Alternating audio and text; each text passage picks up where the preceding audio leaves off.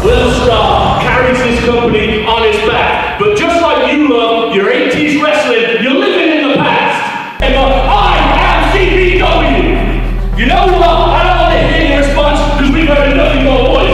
Get him out of here. Get him out of here. Get him out of here right now. Ladies and gentlemen, Will Star has been evicted. He's been asked to leave a CPW arena. Hey, why is he still here? Get him out of here. Out of the building. I run this show now. I run this show. You don't make decisions. You're not the general manager. You're not the champion. Move it. What do I pay you two for? Get him out. Get him out. Boys. You're nothing here anymore, Will Star. Get out of my building.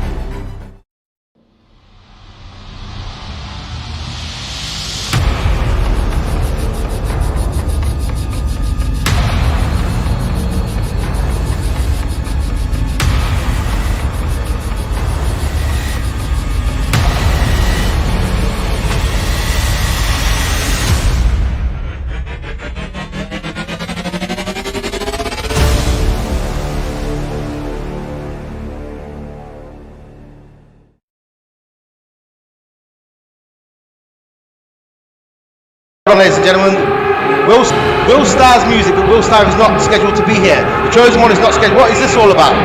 It is. Now I know I'm not supposed to be here tonight for Next Gen Wrestling. I haven't got my schedule, but I do want to take this time to address a few things. And address one man in particular, that being Steve Valentino. Personally, and he said, I ain't saying Will Star, and it's all down to him. Looks like the GM and champion is here. Absolutely. I'm the heavyweight champion. Time I checked. You see, when I came to this company, you were the man. Will Star carries his company on his back. But just like you love your 80s wrestling, you're living in the past. And I am CPW. You know what? I don't want to hear your response because we've heard nothing but voice. Get him out of here. Get him out of here. Get him out of here right now. Ladies and gentlemen, Will Star has been evicted. He's been asked to leave a CPW arena. Hey, why is he still here? Get him out of here.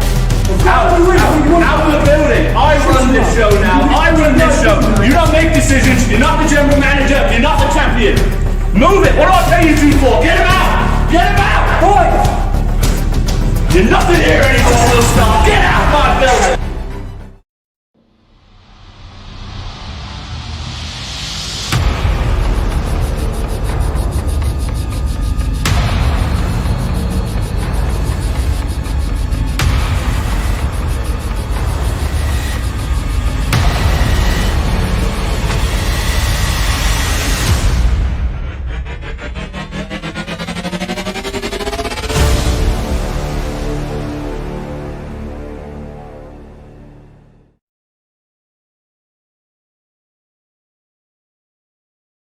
Ladies and gentlemen, Will Star's music, but Will Star is not scheduled to be here. The chosen one is not scheduled. What is this all about? It is. Now I know I'm not supposed to be here tonight for Next Gen Wrestling. I haven't got my schedule, but I do want to take this time to address a few things. And address one man in particular, that being Steve Valentino. Personally, and he said, I ain't saying Will Star, and it's all down to him. Looks like the GM and champion is here. Absolutely. I'm the heavyweight champion. Time I checked. You see, when I came to this company, you were the man. Will Star carries his company on his back. But just like you love your 80s wrestling, you're living in the past. And I am CPW. You know what? I don't want to hear your response because we've heard nothing but voice. Get him out of here. Get him out of here. Get him out of here right now. Ladies and gentlemen, Will Star has been evicted. He's been asked to leave a CPW arena. Hey, why is he still here? Get him out of here. Out of the building. I run this show now. I run this show. You don't make decisions. You're not the general manager. You're not the champion.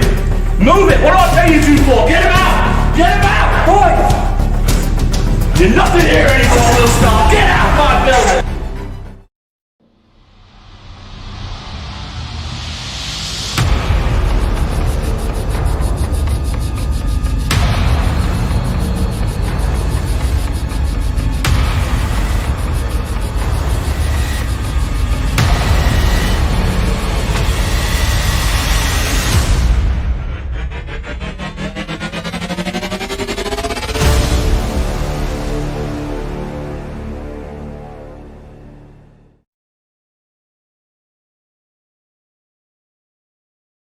Ladies and gentlemen, Will Star's music, but Will Star is not scheduled to be here. The chosen one is not scheduled. What is this all about? It is. Now I know I'm not supposed to be here tonight for Next Gen Wrestling. I haven't got my schedule, but I do want to take this time to address a few things. And address one man in particular, that being Steve Valentino. Me out personally, and he said I am saying Will Star, and it's all down to him. Looks like the GM and champion, Connor's absolutely. here. I'm the heavyweight champion. Time I checked. You see, when I came to this company, you were the man. Will Star carries this company on his back. But just like you love your 80s wrestling, you're living in the past. And I am CPW. You know what? I don't want to hear your response because we've heard nothing but voice. Get him out of here. Get him out of here. Get him out of here right now. Ladies and gentlemen, Will Star has been evicted. has been asked to leave a CPW arena. Hey, why is he still here? Get him out of here. Out of the building. I run this show now. I run this show. You don't make decisions. You're not the general manager. You're not the champion. Move it. What do I pay you two for? Get him out. Get him out. Boys. You're nothing here anymore, Will Star. Get out my building.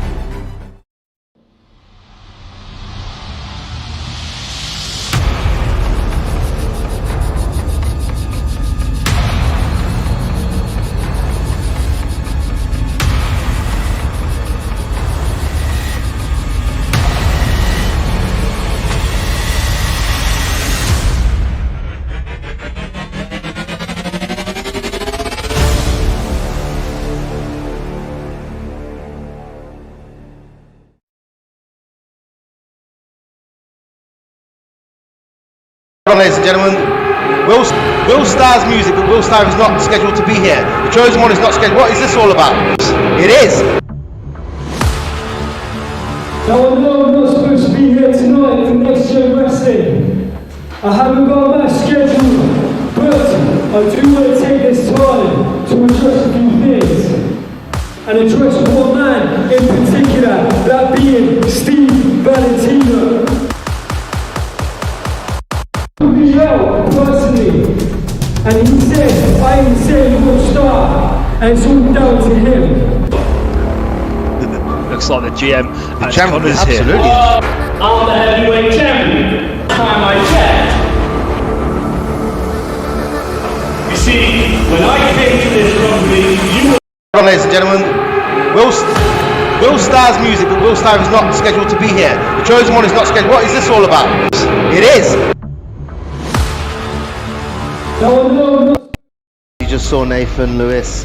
We are back. The reunited run. 22nd of May, it all kicks off. And I can't wait. The elimination show. But you know what? I might even get involved myself. I might be number 20. The last guy out. Punch my ticket to History 8. I mean, Sell the show out. Absolutely. agreed you would. What a moment, mate. Well, I'm so excited. Goosebumps running down my arms. CPW is back live with the CPW Galaxy, and hopefully, fingers crossed, that's going to be no restrictions. We're going to pack that room out from wall to wall. People are going to be queuing around the corners because CPW is back with the Elimination Show, and someone who knows about the Elimination Show is myself. And what a show it is! One of my favourite shows in CPW is the Elimination Show. And we bounced from the Elimination Show, and we're on a run. We're on a real run, right through to History 8, and after History 8, we're all going to party. 2020 Awards Night. in July. That's going to be epic. Everyone's going to get pissed and smashed, and I think there's going to be a lot of people just get smashed. Yep. I can't wait. The alcohol will be flowing. Absolutely. And look, before all that, we were coming back to you on pay-per-view. April the 2nd, Ride or Die, the ladder match for the Next Gen Wrestling Heavyweight Championship. Will be live on that pay-per-view in a no DQ match. Against who? That I do not know. That will be down to Alex Connors. And knowing Alex Connors, it'll be something evil and dastardly. So, what a tremendous show.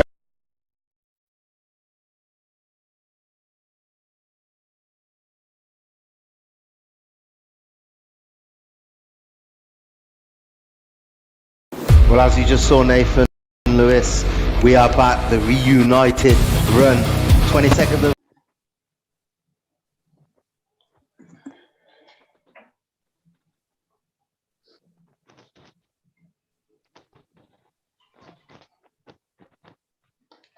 Ladies and gentlemen, welcome back to another episode of Talking Madness. Once again, it is Sunday evening here, and the boys are back once again to entertain you on this Sunday evening. I am Nathan Lewis, your host. Joining me tonight is my co-host, my brothers, Lee Simmons and Dal Richardson. How are we doing tonight, boys? Yeah, good, mate. Good. I'm pretty tired, man. Been working, but yes, as I can say, as usual, get a beer down me and I will be fine. Yeah, How are you, Dale? Looking forward to the show tonight. So yeah, pumped up and ready, mate. Excellent. Obviously, ladies and gentlemen, you can see, unfortunately, we are not joined tonight by our co-host and our other brother from another mother, Aaron Davis. Unfortunately, he has some family issues and can't join us tonight. So we wish him all the love and a big, speedy recovery to his wife as well. Certainly are, mate. Hope she is better soon. Obviously, once again, if you're joining us on YouTube, comment your names, let us know you're watching. We'll give you a shout out if we can. And obviously, we appreciate you again. Remember, we can't do this without you, guys and girls. So remember to subscribe, like, share. Let everyone know every Sunday at between 8:30 and 11 o'clock, you can catch us, the Talking Madness crew, interviewing some of your favourite CVW stars. And like last week, even guests from America are on the show. How much was fun was last week's show, ladies and gentlemen? Justin's a good guy. I mean, he's very knowledgeable about wrestling, man. He knows his stuff, doesn't he? You can tell he's a hardcore wrestling fan. It's good. It's nice to speak to somebody that from out of the CPW circle, like to widen that circle. Anyway, now he's part of that circle. He's part of CPW. He's one of us now. So I hope he's listening. If you are, how you doing, Justin? But yeah, it was good to hear his opinions on stuff on the world of wrestling, and just to speak to somebody else. It was great. Exactly. And obviously, sorry, go on, Dal. So like I said, I was going to echo what Lee's just said. I enjoyed last week. It was good to talk, like you say, to a man across the pond and find out what it is that he's what he likes about wrestling and the response of the wrestling fans there. Look, it's interesting to see. It was the same kind of responses we get here, you see. So it's the same. So that was I quite enjoyed that. So yeah, exactly. I completely agree with you. And obviously, talking about guests, ladies and gentlemen, our guest tonight, he is none other than Issac Quinten the third. Yes, the third. I mean, what a guest to have. He's been in CPW for some years now. He's held gold. He's held gold in CPW. He's also been a golden ticket holder in CPW. Twice. Exciting to have IQ3 on the show tonight. So remember, if you've got any questions for Issac Quinten, for IQ3, please get them in on YouTube, and we will get those questions asked to him when he joins us tonight at 9 o'clock. Before we get going, as always, ladies and gentlemen, after this podcast ends, CPW management, CPW themselves like to give you a free match. They privilege you with a free match on this show straight after we've finished talking. And tonight is one hell of a match. Tonight, ladies and gentlemen, the match that will be on after us is two of CPW's Academy's graduates, 2 future top stars in CPW and in the women's division. We have Emma Cross, the Machine, versus Shorty, which was on Next Gen Wrestling Moonlight, episode 9. Guys, what a match that is. Well, them two, they've got a bit of a history anyway. Whenever they get in the ring, is because like they both started around the same time. It's been great to see, especially when they've faced each other, like the progression in both of them. And I think this is one of the more recent ones. So it's just even more hard hitting. There's more technical wrestling in there, So it's a great match to watch. Thank you CPW for giving us some free shit. Yeah, I mean, like I say, whenever these guys get in these girls get in the ring together, they always produce pretty top matches. Like I said, I think because they joined at reasonably the same time, so they want to make sure they want to get the one-ups on each other. Want to make sure that they keep pushing each other, and they certainly do that. They're both in great performers. Obviously, Shorty got on to get her first championship. So that is true. Is, as talking about the golden ticket holders, Emma Cross is the golden ticket holder in the minute. So that is correct. Both of them have done amazing. As Emma Cross and Shorty, the champ and the golden ticket holder. Mm-hmm. Like you say, this is obviously before both of them got that success recently in becoming a champion and the golden ticket holder, which obviously guarantees you a title shot down the line, or really guarantees you a chance at gold, to have gold in your hand. So talking about the women's division though, guys, obviously it's a privilege this week to once again be able to say we are joined by the one and only Kat Von Cage again at 10:30 to be singing for us once again here on Talking Madness.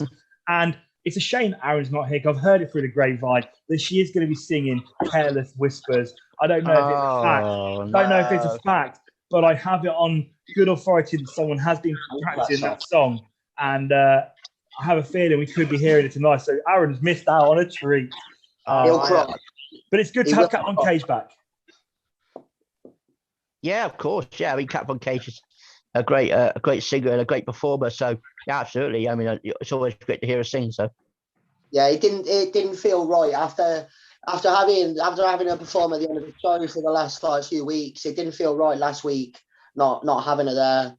So I'm very happy she's back tonight. And if the rumours are true, and if you're not just pulling my piss, Nathan, if she's singing Careless Whisper, I'm going to be a very happy man, because I love that song. Exactly. And obviously talking about the privilege it is to have a match after this, ladies and gentlemen, I can announce that after the match has finished between Emma and Shorty tonight, CPW will be releasing New Blood Wrestling episode 12 on demand for all subscribers. So that's the most recent episode of New Blood Wrestling. Episode 12 will be available on demand as soon as the match and Talking Madness has finished tonight here on YouTube live. Another amazing episode that's just come out recently. Obviously, the Next Gen Wrestling episodes, ladies and gentlemen. What I want to do is go to YouTube first. We'll see on YouTube. And then what we'll do is I want to talk about, guys, stuff that's going on in CPW, some of the storylines that are happening in CPW, and what we could see leading up into the second half of this year, with obviously history on the horizon. So on YouTube, lads, we've got Emma Neenan. yes, Emma. Hello. We've got Jim again, as always. Jim. Thank you, Jim. Yes, Jim. How are you, Jim? We've got Shannon and Carrie watching us. Yes, fantastic. Thank you, girls. All right, we've all got the whole Wardwood family again, as always, on the big screen. Rachel and Richard are here as well. They're always on in the front room on the big screen. Hey, I like the sound of that. I feel like people have chosen to watch us instead of things like Saturday Night Takeaway, even though it's not Saturday night, but you know what I mean. You know what I mean, mate. Whatever's on a Sunday evening. Instead of watching the news, they watched us instead. People just watch Netflix nowadays, What's anyway, don't they? What's normally on? What's the House of Praise? That's what it is. Song of Praise. Song of Praise. That's the one. Yeah. House of Praise. House of Praise. House of Praise. House of Praise is a new TV series. People just walk into a random house and get praised. You look nice. What a knob. Who else we got? You could host that, Dave. I know. Who else we got online? Shannon wants to send her love to Aaron and the family and send all their love and hope they're okay. Thank you, Shannon. You'll appreciate that. Commentary Wrestling says future question mark. Shorty is already champ. She is now and the future. Yeah. I mean, we can't disagree with him. I maybe have got my words wrong there beforehand. But they've got a big future ahead of them still. No matter how well they've done so far, they've still got a massive future ahead of them. Yeah, and this follows on to Controversy has also put here Emma Cross versus Shorty, a future history main event for sure. Yes, I agree there. We will see. Yes, I agree to that. One day. Let's go Shorty. Shorty chance already happening. Controversy Wrestling just put here. It's the last message we've got tonight. We'll go to what we want to talk about. The first ever women to headline our biggest show of the season. Would the panel agree that is something we may see down the line? That is something I can agree with personally, that we will see down the line, that those two will be the first women to headline CPW, and it will happen in the near future. Made event a history show. Yes, that's what we're on about. Yes, Dale. I'm just checking we're on the same page, Nate. Checking we're on the same page. Dale's too busy listening to songs of praise. That's what it is.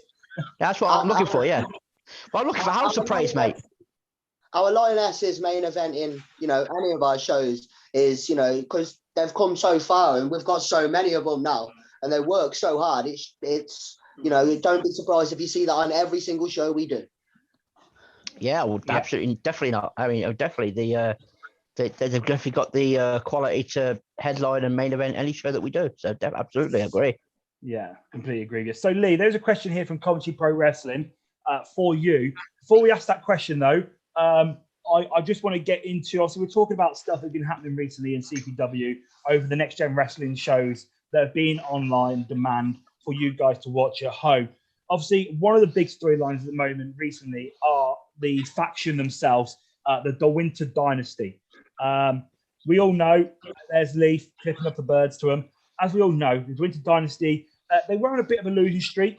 And then all of a sudden, they started getting the W's. I noticed personally, that a member of theirs, Danny Dingo Doherty, was not in action, was not at ringside during these matches, and they were picking up the W's left, right, and centre. And they started to improve. And obviously, Jimmy Vice became the golden ticket holder for 2021 as well. On a most recent episode of Next Gen Wrestling, they revealed that there was some kind of deal that had been made, and then they announced that they were getting rid of Dingo, Danny Doherty, from their group. He was no longer part of it. They didn't want any weakness anymore. They were going for strength only. And then in the same episode, they revealed who that third member was, and it was an absolute shocker. What do you guys make of the Dynasty and what they're doing at the moment, and where things are at with them at the moment, and how they're getting all this victory? Oh, I mean, obviously, I'm pretty biased about since what happened.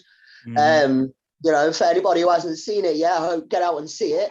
I was in a match with James Cross, a member of the Dynasty, and that fat ball bag, Dominic DeWinter, kept poking his little beak in, getting up on the apron, showing him that. And I got distracted. I got myself distracted. I turned, and then next time I turned around, and Emma Cross, the golden ticket holder, Emma Cross comes out with that briefcase and completely twats me over the head with it. Boom. And obviously I'm bold, so there's no cushion or anything there, man. It's just straight on the nut.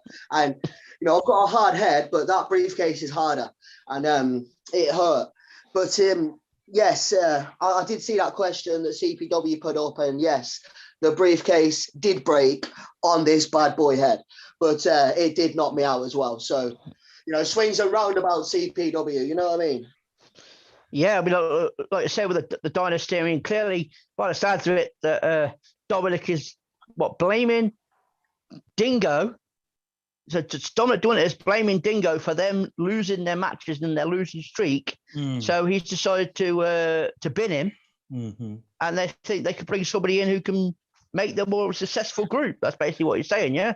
Clearly. I find it interesting they talk about losses and they're blaming Danny Doherty for the losses. However, on one of the recent New Blood episodes, one of the biggest shocking losses of all time happened when, and also amen to this man, picking up the most amazing victory ever. We saw Ride Dog get the 1-2-3 on Jimmy Vice, the exceptional one. How can they blame Danny Doherty for Jimmy Vice dropping the ball and losing to Ride Dog? And honestly, we want to give a big shout out to Ride Dog. Congratulations on that victory. Fair play to you, man.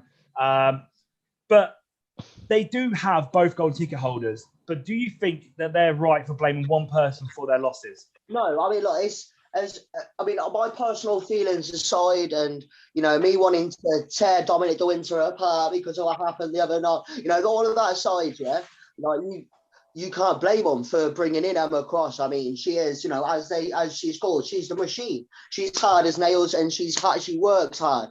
But you can't just blame one person for all of your issues and stuff like that. And that's Dom's problem. That's what he does. And that's, if he, he's in a position of authority there. And if he's teaching these guys to do that, just to blame what they say is the weakest link anytime something goes wrong, then, they're not a team. You're not a team.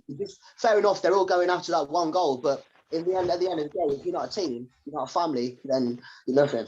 Mm-hmm. I mean, I say this, obviously, Dominic Winter's watching. Thank you for watching, Dominic Winter. He's going to have his own opinion. He says here, Dal, you can actually answer your point now. He says, yeah, I'm sure. We have not blamed one person. We blamed Dale too. All right. They blame me as well. Because I'm able to count to three, and his guys are unable to kick out up to three. Yeah, is that what it is? I think so, Dale. I think I'm just not happy with you. Luckily, Coventry Pro Wrestling agree with us. Panel, blame Jimmy Vice, blame James Cross and Apollo Vela more than Danny Doherty. So yeah, you can't be blaming one person. Obviously, we mentioned there Emma Cross was revealed as the fourth member. That meant when Emma Cross came out and she had joined the Winter Dynasty, that meant that the Natural Born Killers were no more. We'd found out that the Natural Born Killers, that Corey Morris, shall I say? Morris had managed to do a deal. All about money. He's all about money. He mentioned this. He's all about money. He's all about doing things for what's best for him for business. And one of those things was selling Emma.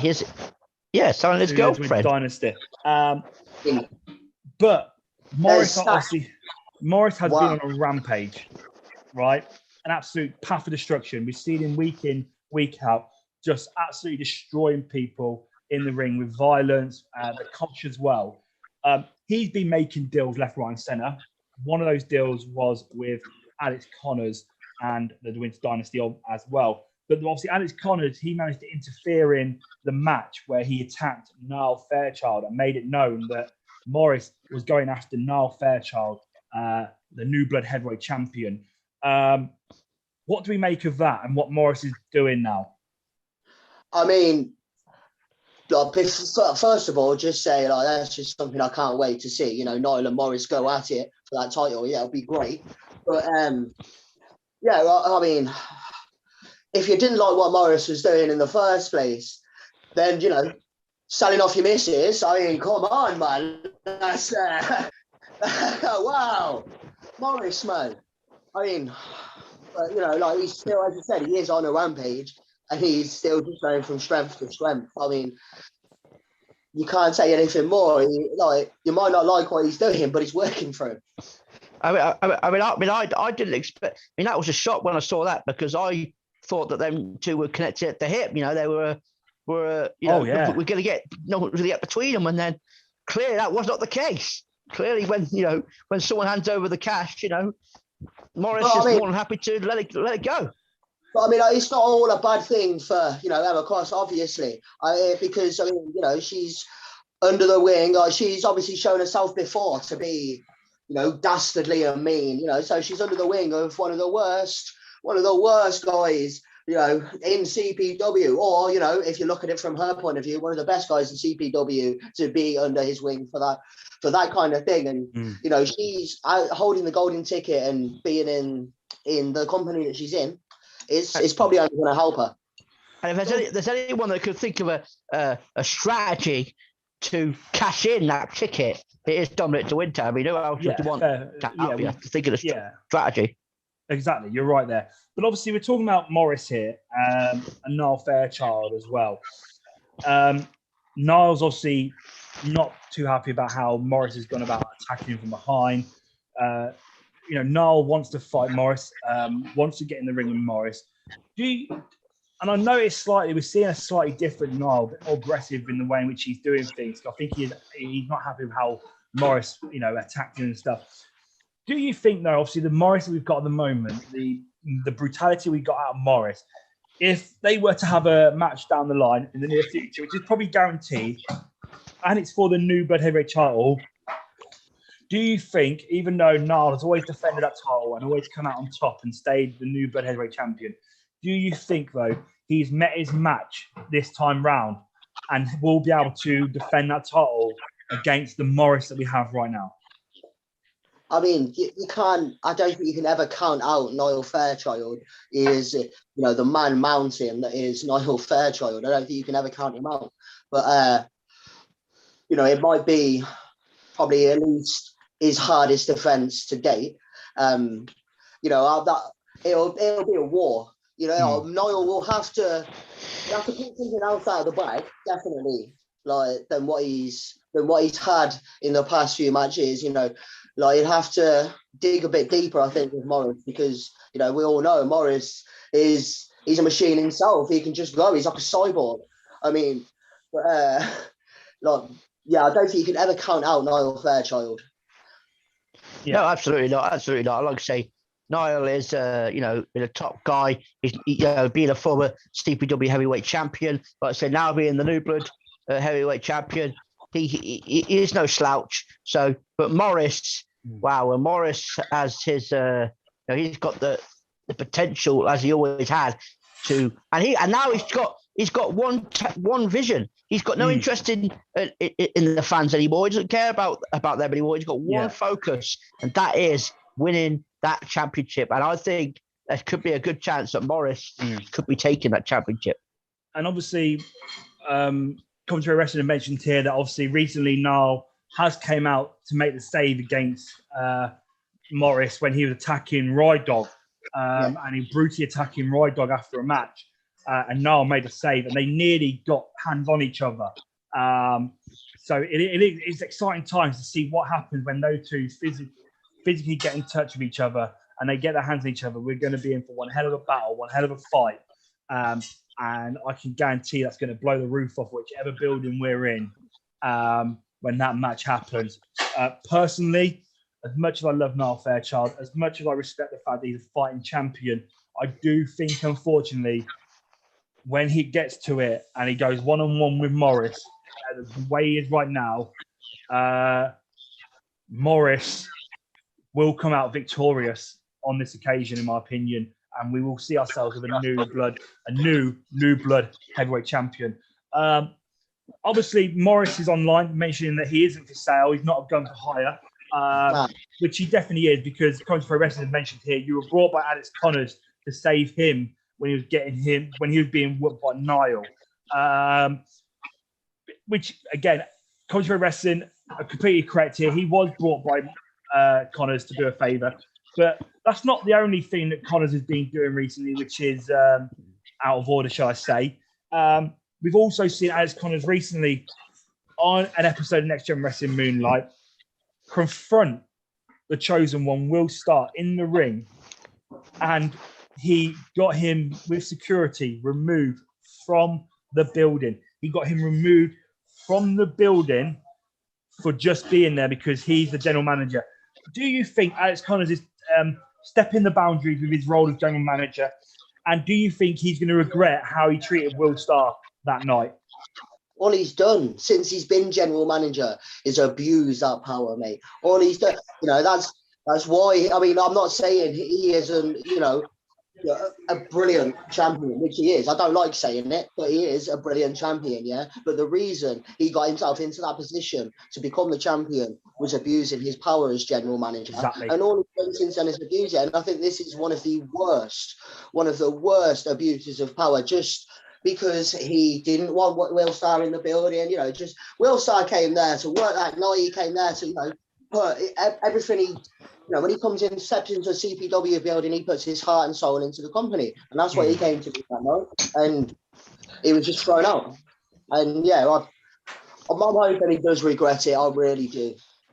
Well, yeah, I mean, like I said, Will came off the back of obviously the show he did with us, and he went in there. He's got motion. He's angry, especially with what happened with obviously with Steve Valentino. Yes. What he was saying, he's got his emotions, and Will always goes with his emotions.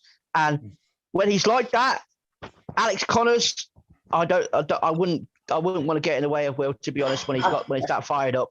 Mm-hmm. And that's why he brought security with him. He wouldn't have been out there on his own flapping his gums at him, would he? Absolutely, absolutely not, mate. He brought out the security just in case, you know. And it's not right, man. No, kicking him out. No. I'm sure the chosen one will get. Will make Alex Connors pay for that. I'm sure. Yeah, I think he will do. And like you say, he was talking about Steve Valentino again. A match that we are going to see in the near future. Will Starr versus Steve Valentino. I cannot wait for that match. But I also can't wait to see what Will Starr does to Alex Connors. And also, if you've been watching the video package before this show, obviously Will Starr will be making his in-ring return very shortly as well, which is exciting times as well. It's kicking off, lads, on YouTube. It is kicking off. It's kicking off. Commentary Pro Wrestling started off by saying that Morris is just a gun for hire that we've already mentioned. He's also asked Morris, is it true that he tried to sell his mum to Tornado? He tried to sell Morris Tornado. I didn't Question, we've got the answer. Morris has put, he's tried to say he's not a gun for hire, but he definitely is. And he said, he did, I did, but he didn't have enough cash. Suppose he tried it, but he couldn't afford it. Oh, I believe it. I believe it. Tornado couldn't afford it. I know I couldn't. Tornado's richer than me. Commentary Pro Wrestling also put that obviously he's just a criminal. It's simple as he's a criminal. Morris has put, yeah, always will be.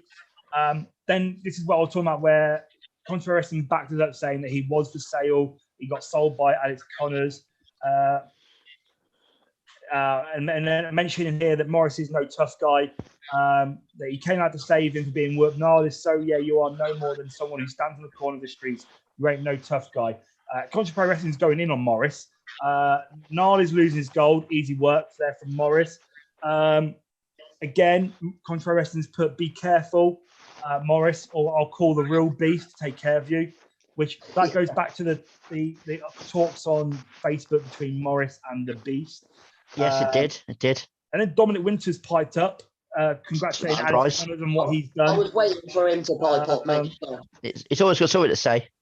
Yeah. He's trying to make out that Alex Connors is a hero, which he's not. Morrison put the real beef. He ain't ready for the smoke, and he's called out just Mr. Richards. So wow! He's a brave man tonight. Right. Morris has had his glass of milk. He's a brave man. He's called out Mr. Richards. He's shouting his mouth off. His mouth might write some checks that his ass can't cash, to be honest. And then everyone else is just laughing at their conversation. But we'll have to keep an eye on that later on tonight and see what happens between Morris, Commentary Pro Wrestling, and as always, the guy that pipes up from behind, Dominic de Winter. We are about to be joined any minute now by our guest, IQ3. Obviously, I did mention today that obviously we are being joined again by Cat Von Cage. Talking about Cat Von Cage, on a recent episode, we saw her beat Kiara in the number one contenders match, and she became number one contender for the CPW Women's Championship, which is currently held by Shorty. Again, it's another opportunity for Cat Von Cage here as number one contender in CPW. How do you think she'll do this time around when she gets her chance to go against Shorty after the other times that she's never been successful? I mean, like she's gonna have gone back to the drawing board, I think, and just gone back, and she's just keep working hard, and I reckon, sure, you've got a fight on your hands there. You've got to make sure you study up, make sure you watch all of Kat's matches, and just try and scout out what she's going to do, because Kat's not going to make that easy for you. It's probably going to be your hardest title defense. So go in there with your head on your shoulders, both of you. Well, yeah, I agree with that. And like I say, obviously, the last time they met, Shorty managed to come out on top, and obviously Kat won't be happy about that either. She'll want to get a comeuppance, or she'll want to get a revenge on that one. And of course, she wants to get her hands on CPW gold that she's not been able to do yet. So she's going to be one determined Kat in 2020. I can tell you. Yeah, no, I completely agree with you. Before we join by Quinten 3, Morris has put another comment in here, which I think is shockwaves going through the building. Wow, I can't believe what he's wrote here. He's put Commentary Pro Wrestling, homegrown. This smoke is built more than high grade. It's lineal level. Now, I reckon he's on about saying that Morris is more than just a heavyweight champion. He is lineal heavyweight champion material. Is that right? That's a big, that's him making a claim there. So we need to wait out and see what we see in the future. But as always, ladies and gentlemen, it's that time of night where we are joined by our guests, and it's my honor, my privilege to welcome to the show tonight, IQ3.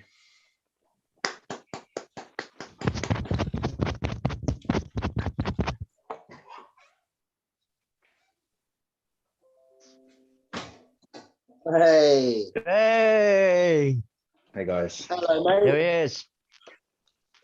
Good evening, IQ3. How are we doing today? Guys, how are you? It's been a while. Yeah, it has, mate. Yes. It has been a while. How are you keeping? How are you doing? Good. I'm just keeping myself busy, to be honest. Like, obviously, we're all in the same situation with things that are going on, and I think the key for me is just to keep my goals going, keep pushing in stuff that I want to achieve, and just trying to do some new stuff as well, just to keep myself busy, since we can't go out and do all the stuff that we want to do. So, but like I said, I think everyone's in the same boat, aren't they? I think yourselves are doing the same thing, but you've got this kind of like podcast to keep you going and stuff. So yeah, same stuff. Man.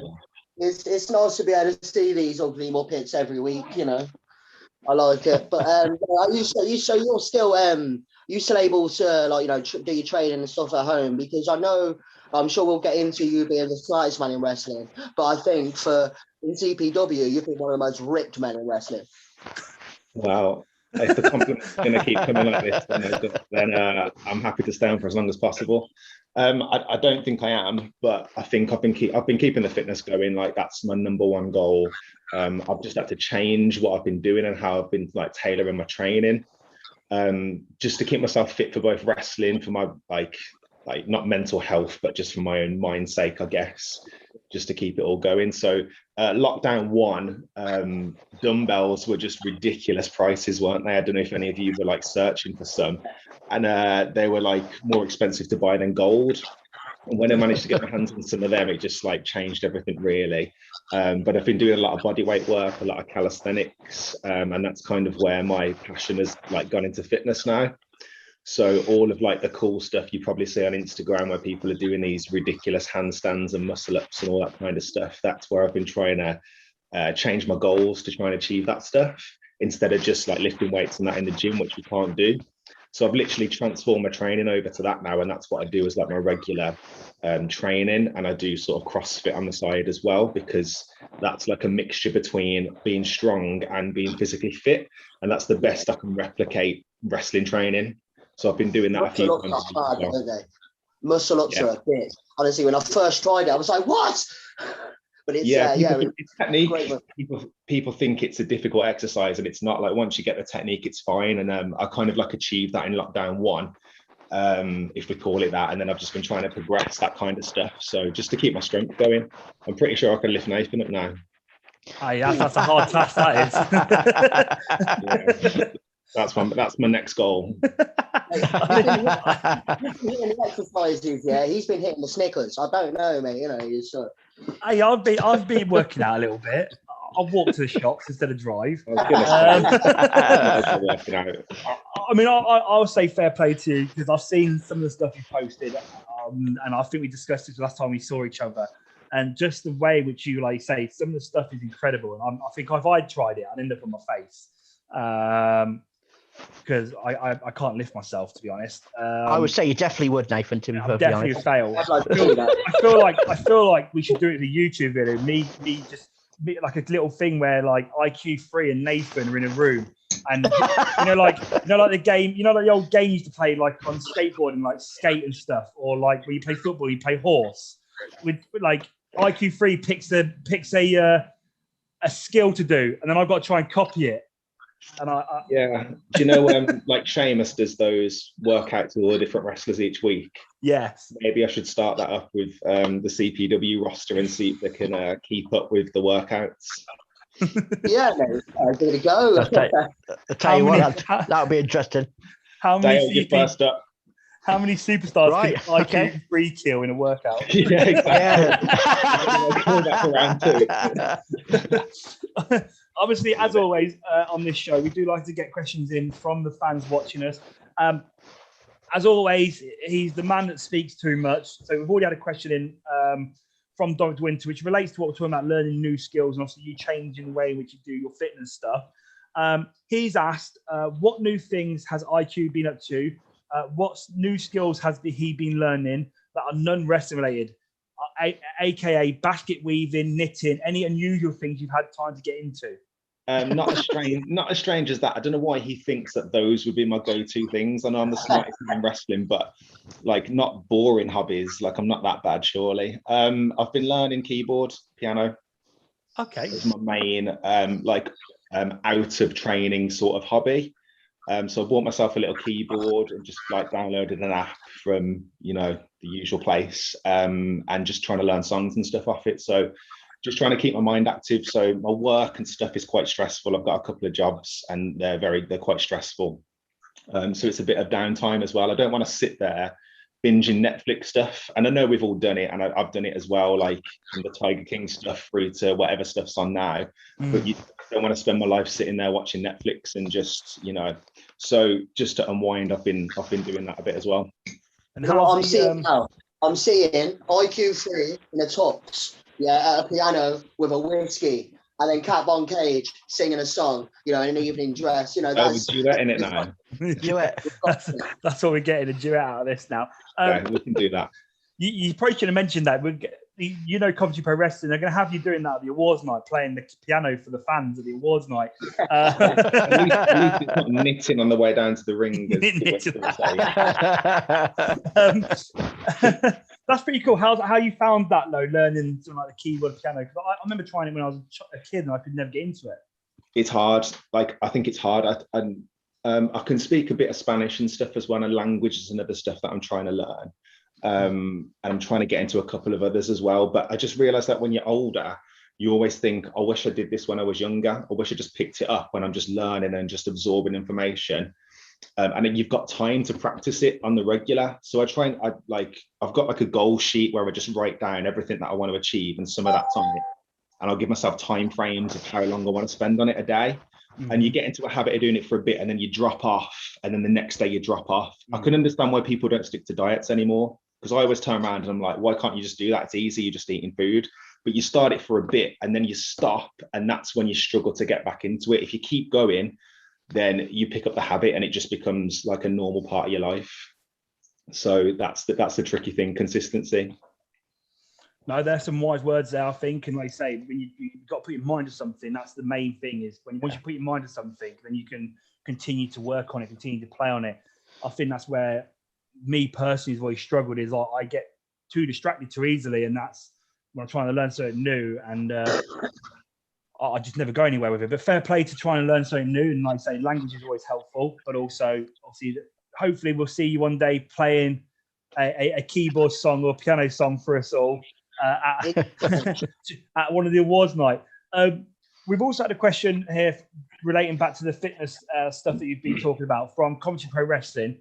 they've asked, what do you think is the best fitness exercise that specifically improves in-ring performance? That's tricky, that is, because you can't replicate wrestling with exercise. I just don't think you can. I'm sure, I don't know how you guys are doing your training and stuff now, but obviously the first lockdown, we came out of training and no wrestling stuff was taking place. And then we were allowed to come back in like groups of 6 and do that weird thing, wasn't we? Yeah. So we came back into training and we started running some drills, wrestling cardio and stuff. And I thought, I'm fine. I've been doing my CrossFit. I've been keeping my cardio strength and my body weight strength and stuff going. About 5 minutes into the cardio, I was absolutely blowing up. I was gassed, and we're just running the ropes and doing the basic drills and like the rolls and stuff. And it was just absolute torture. So I just don't think you can replicate wrestling fitness with any other form of training. I just don't think it works. But like I kind of mentioned, the CrossFit stuff is the closest I can do to it, because what you're doing is we'll do like a 400-meter run, for example, and we'll come back in, and then straight from that run, you've got to do like an overhead press with 60 kg, for example, is like the normal weight that the men lift in it. But the thing is, you're gassed from the running, and then you've got to go and pick a guy up. And I don't know if you've ever had it in a wrestling match where you're coming towards the end and you run like some quick spots. Probably not you, Nathan, but you've run and you get to the point where you've now got to pick this guy up and hit your big finish, but you're gassed and you're a bit tired. That's where that CrossFit stuff comes into it, because that's the most I can compare to it. Maybe people against Nathan. No, I mean, no, that's. I mean, you're completely wrong there. Sorry to say, but that's me. I mean, I'm gassed on the entrance. What are you on about? So I have to do the whole match, mate. I'm on about the whole match with no breath. Especially when you feel like fucking dancing down the ring. I'm surprised you're gassed. By the time you get there, like, I've had to learn to wrestle the whole match with no oxygen. When I was like training after my injury and stuff, I was starting to do like high intensity interval training, but yeah, like I've never actually thought about CrossFit, but I might try and get into it. I recommend it, even if you don't want to get like massively physically fit. It's for all levels. Like, you've got beginners there, you've got advanced people there that are competing. They just started the Open now. I don't know if you know much about it, but CrossFit's a big sport where they crown like the fittest man or fittest woman like on earth. So they're just doing the Open practice stuff that you need to do to qualify, and they post that every week, and it's just absolute torture. I'm gonna say, I've seen them. They've done some of the TV shows on that. I think there's some on Netflix and on Prime Video where they've gone filming some of the competition stuff, and they're insane. And like, obviously they have male and female ones, but there's also one I saw when she was in America, which was couples. So man and female couples would compete together, and they'd have like a weight bar, but they'd have to both lift it together, and then they'd have to run together and stuff, but stay in line. And I was like, that's even harder probably than doing it on your own, because you've got to pair up with someone and keep up the same level. But I've watched CrossFit. It's insane. CrossFit's insane. I don't think they're actually tied together though, but CrossFit is something that is pretty crazy to do. I've never tried it personally. I know many people that have. But you're right on the thing you said as well.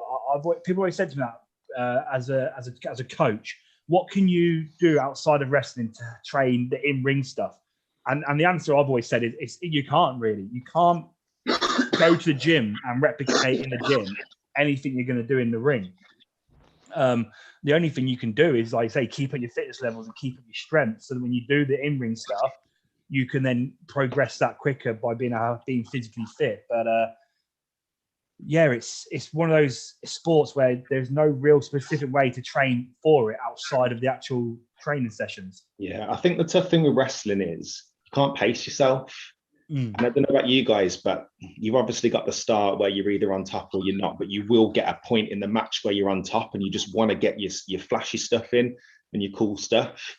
And then it just gasses you out. And then you might have a bit where, the bad guy's on top and you're slowing down a little bit. And then you catch your breath and you think, oh my God, I just went at that at 100 miles an hour. And I've now got another, 10 minutes to do or whatever of the match. So it's like practice to try and pace yourself, but it's very difficult to do. Whereas in any other type of sport or training, if you're a bit tired, you just stop and rest for a bit. and then you go back into it.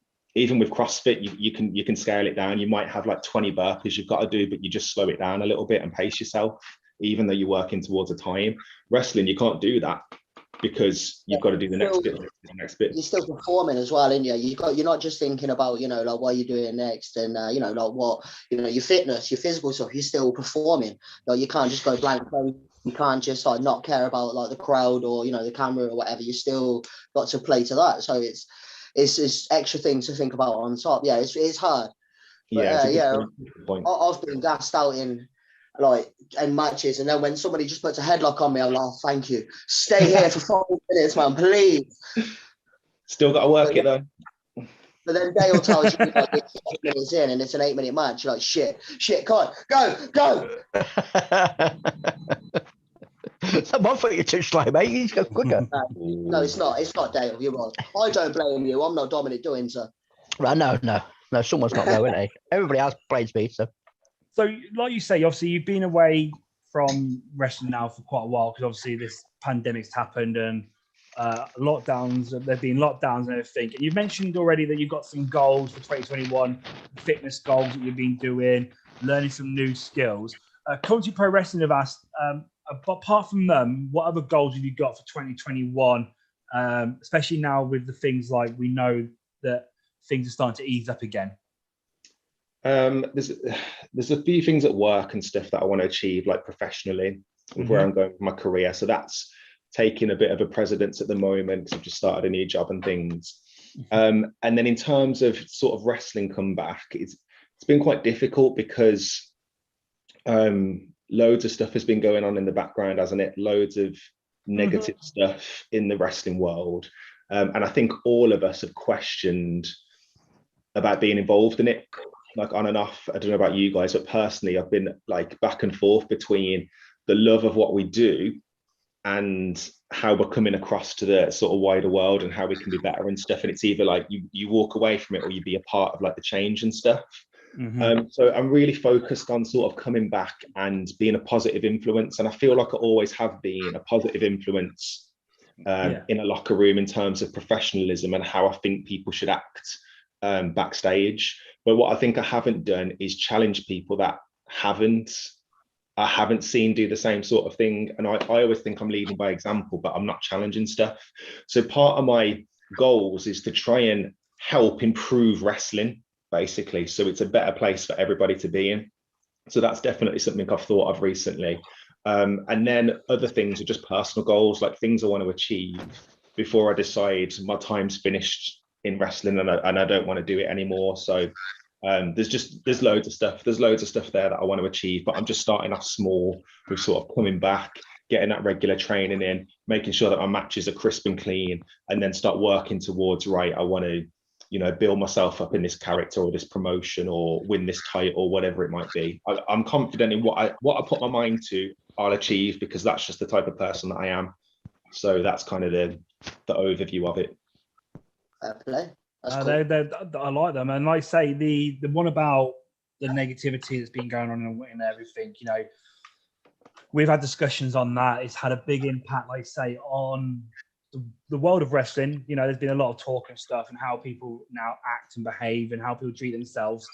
And like you say, one of the things is, like you say there, which is like for you to start off with, is how you already feel you present yourself, and making sure you present yourself in the right way, but also you're having to keep those eyes open on what's happening around you and challenging things that you personally might feel aren't right or shouldn't happen, and question those things.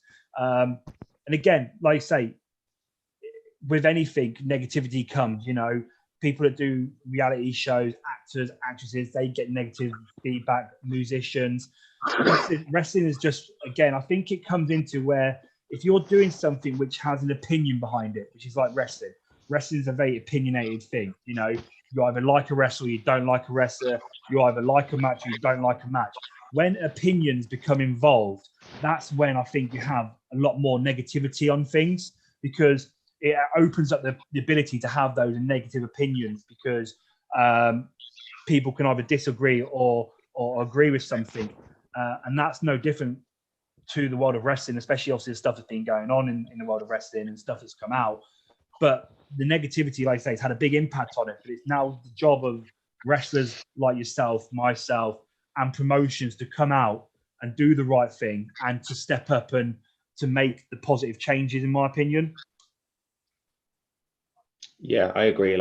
And we just need to keep the conversation going, I think, and not just let it die out. I think people just need to keep bringing it up, not to just drown it out and that be the focus of everything, but just to keep those conversations going, really. Yeah, no, I really agree with you. So, ladies and gentlemen, obviously we are joined by IQ3. If you've got any questions, remember to get them onto us on YouTube so we can get those questions asked to him. He's not going to be here all night, I can guarantee you that. So make sure you get his questions before it's too late. As always, we've got a guest on who is one of our own, who has been in CPW for a while. We head over to our main man, Dale Richardson. And also, we're going to talk about now, obviously, stuff you've done in CPW, some of your biggest moments and memories, and get your side of those moments in CPW and what you remember from. So, Dal, I'll head over to you because you're the man with the facts. Thank you very much. Yeah, as I say, IQ3, you've done a lot of in CPW. Well, I want to take you back right to the beginning, right from when you walked through the doors of the CPW Academy. What were your feelings when you first walked in? How did you feel when you first went and took that step to want to be involved in wrestling? You have expectations, don't you, of what it's gonna be like, and I guess you worry that you're not gonna be good enough. So I was quite conscious that I'm thinking, am I gonna be fit enough? Am I gonna look the part or have the image that a professional wrestler should have? Am I gonna be able to pick this up quick enough? Because obviously it's quite technical, and you've got to learn the basics, like the basics right from the start, and we've all been through it. So I think I just worried a bit about being ready for it. And once I kind of started doing it, it just switched straight away. It just switched, and I just thought, I can pick this up really quickly. I'm really confident that stuff I've done in the past is gonna play into my hands with this, because it's not far off things that I've done previously. And I think once you start, I feel like I started getting some quite good feedback from people that were training me and like promoters and stuff that were watching at the time as well. So it just snowballed really quickly from there. And I think it just went really fast, like 6 months of sort of training just sped by. And then the next thing you know, I'm thinking about characters, I'm thinking about movesets, I'm thinking about image, what I'm going to do for my debut, all that kind of stuff. So it just, like I said, it just went past so quickly that those things that I worried about at the start just like ended from like the first session, really, because like I said, it was just that good feedback. But one of the good things about yourself that you didn't just want to come in just to see it in training, and what you had the opportunity to do, you obviously had the opportunity to be a referee, and you got in there to watch the matches firsthand. So how was that for you to get in there and see them do it in the ring firsthand? Yeah, so I'm like the gimmick stuff, if we talk about it from that aspect, is played partly on real life. Like I don't feel like I could act some of the stuff that I actually do. Like you have to be part of your character.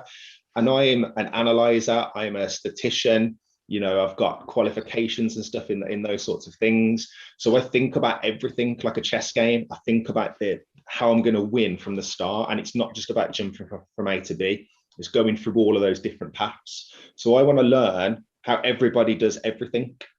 So when I got the opportunity to ref and stuff, it was because I was like, I don't want to jump straight into the ring. I want to learn as much as possible. So the ref opportunity came up. And obviously I did that for quite a few shows. And you just get to be in the ring and watch people do little things that nobody else sees. And also at the same time, you're kind of in control of it. You're kind of in control of some things, but you're also not, because the talent do what they do. But you're there to assist in a totally different way. And when I started learning that side of things, you then learn how you can use that to your advantage in the ring. So I know what the ref's responsibilities are, because I've been in that person's shoes. So I now know when I'm in the ring how I can utilize that in a match and be more creative with it. So it was really good for me to do. And I'd recommend everybody to go through that process, even if it's just for a couple of matches. How many wrestlers honestly know all of the rules to a wrestling match? and know the ins and outs and know what a referee actually has to do with certain counts, with things that people get disqualified for. They've got an acting part in this as well. You've got a responsibility to act like you're physically caring about what happens in that match, supporting the wrestlers and stuff if they're injured, and show concern as well. You know, Dale, I've seen some of your reactions off the top rope when you're like, whoa, you know, that overacting thing that you do. But yeah, you have to learn that side of it as well. So it was a great experience really to get to do that before I got to actually wrestle. Yeah. Sorry, no, go on, Nick, mate. No, it's right. I've always said something about that. I was lucky enough when I first started off. I got a chance to do some refereeing, not in CPW, but outside of CPW. I got a chance to do some refereeing, and I noticed how much of a help it was, like you say, to learn things. And I've always said to people, you get a chance to do it, you should do it. Do you think then, obviously, like you said, that you mentioned how like it enables you to have to utilize certain things and able to learn things. Do you think that if you hadn't done the refereeing, you wouldn't have been as good as you were are in the ring? Do you think like it had that much of a positive impact that it made you a better wrestler overall? I think, yeah, to some extent, yeah, because I learned from that opportunity, and the way that you learn from stuff is you reflect on it. So you reflect on the things that went well, the things that didn't go well, and then you work about what I'm going to do next time to kind of like improve. So as a referee, I learned a lot of stuff that I wouldn't have been able to do if I just stepped straight into the ring, the same as what other people have done. So it's just a different perspective, but I'm certain that however I'd have done it, I still would have got to the same goal, just in a different way. So yes, I learned a lot from it, but at the same time, I still think I'd be in the position that I'm in now, regardless, because that's just the type of person that I am to achieve goals and stuff that I set. I'm just a determined person to get those, whatever it is I set my mind to, basically. You just added the refereeing it just made it a little bit, what you were doing, just make it a little bit better. You learn a little bit quicker. Yeah, basically, Dale, I just wanted to prove how easy it was and why you're making a big deal of it. That's what I thought. That's what I thought it might be. I mean, a lot of people think they can do it, and then you just proved that it's an easy job. So, question is though, IQ3, when you got into refereeing, did you copy the classic Dale count? The disco dancing, that he does. No. Dale taught me a lot of stuff, and then I just ignored it and did my own thing. I think with that, in all fairness to Dale, that was a traditional thing that he had. Like, it was part of like who he was, and he was recognized, and it kind of got him over in a way, even though refs aren't supposed to. But it's still a good thing because it's entertaining to the fans. So to replicate that wouldn't work. I can't do what Dale does. Dale can't do what I do. It just, you can't. If Dale was going to be a wrestler, would you say to him, right, go and be IQ3? No, definitely not. What he did. No, I'd say Dale, be Rudolph Windsor. That's what I'd say. And I would just say, Dale, don't do it at all. Just carry on refereeing because he's not going to wrestle. Obviously, this goes to a question, like you said here, obviously, like you've got the opportunity to give something a go and do it, and that's why you did it, because, like you say, you're someone that obviously analyzes stuff and want to learn everything. Dominic De Winter said question here, which is linked to this, is, to my memory, IQ3 was the consummate perfectionist. Often this caused him to be hesitant in some areas.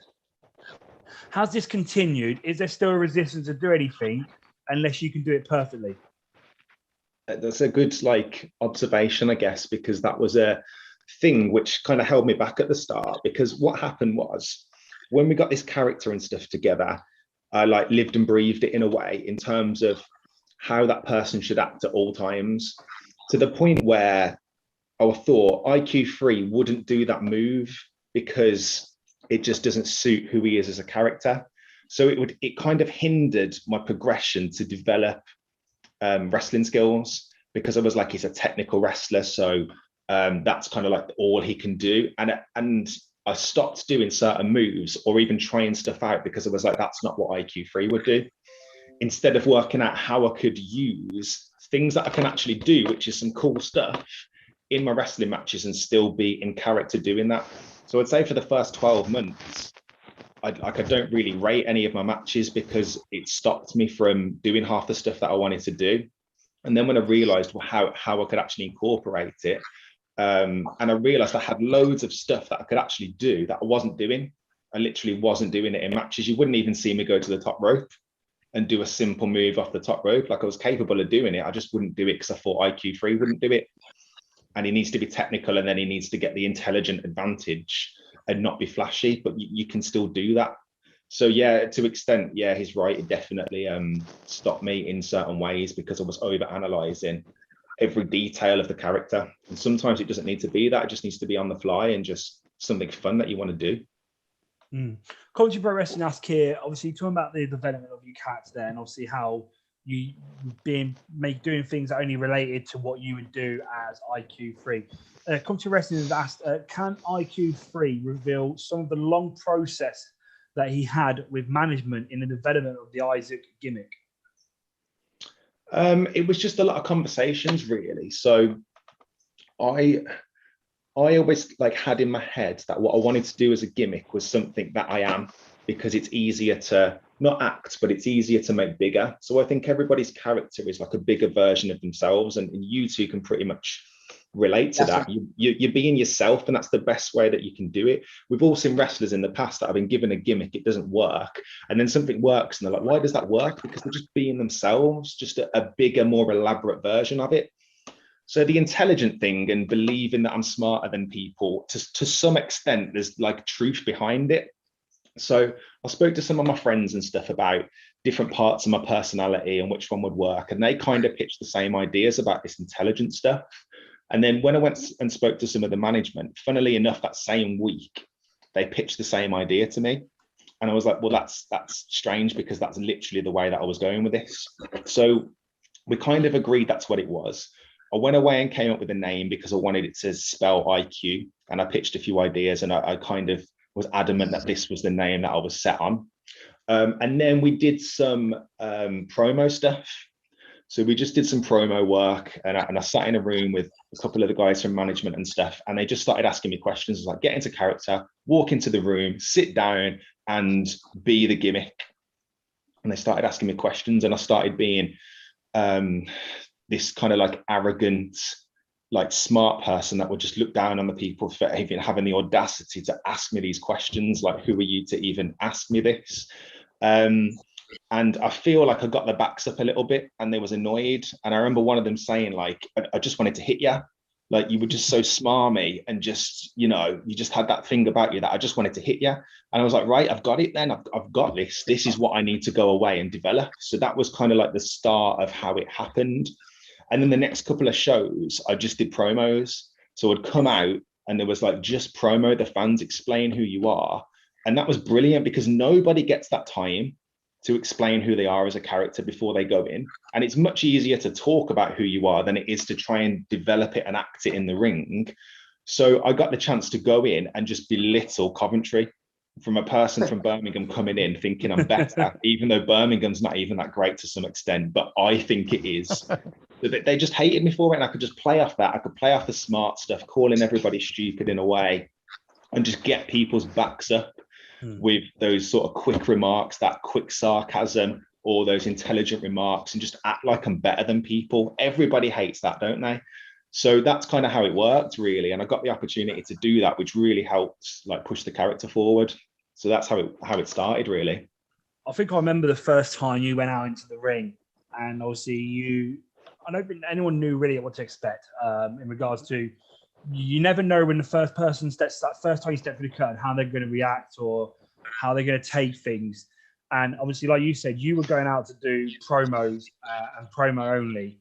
And you just start talking with the Birmingham accent, straight away go into obviously how much you're better than everyone and everything. And I think instantly the crowd were like, we hate this guy.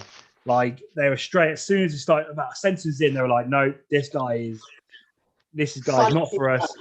I hate him. That's what they chanted, weren't it? Yes. Get him back to Birmingham. It went over perfectly how anyone could expect it to go over, in the fact that he got so much hatred straight away. Commentary Wrestling, you mentioned their promos. Commentary Wrestling have asked, can you reveal how tough you found delivering your promos, and how and when you was able to let the film moment take over the overthinking? I think pretty much straight away, to be honest, because I like teach and lecture for a living. So I've always been used to being in front of people and, you know, being like, not the center of attention, but the focal point of, you know, people's attention to sort of gauge interest. So I don't think it was much different. I think I could just move those skills into promo stuff. It's just this time I'm kind of like acting as a character.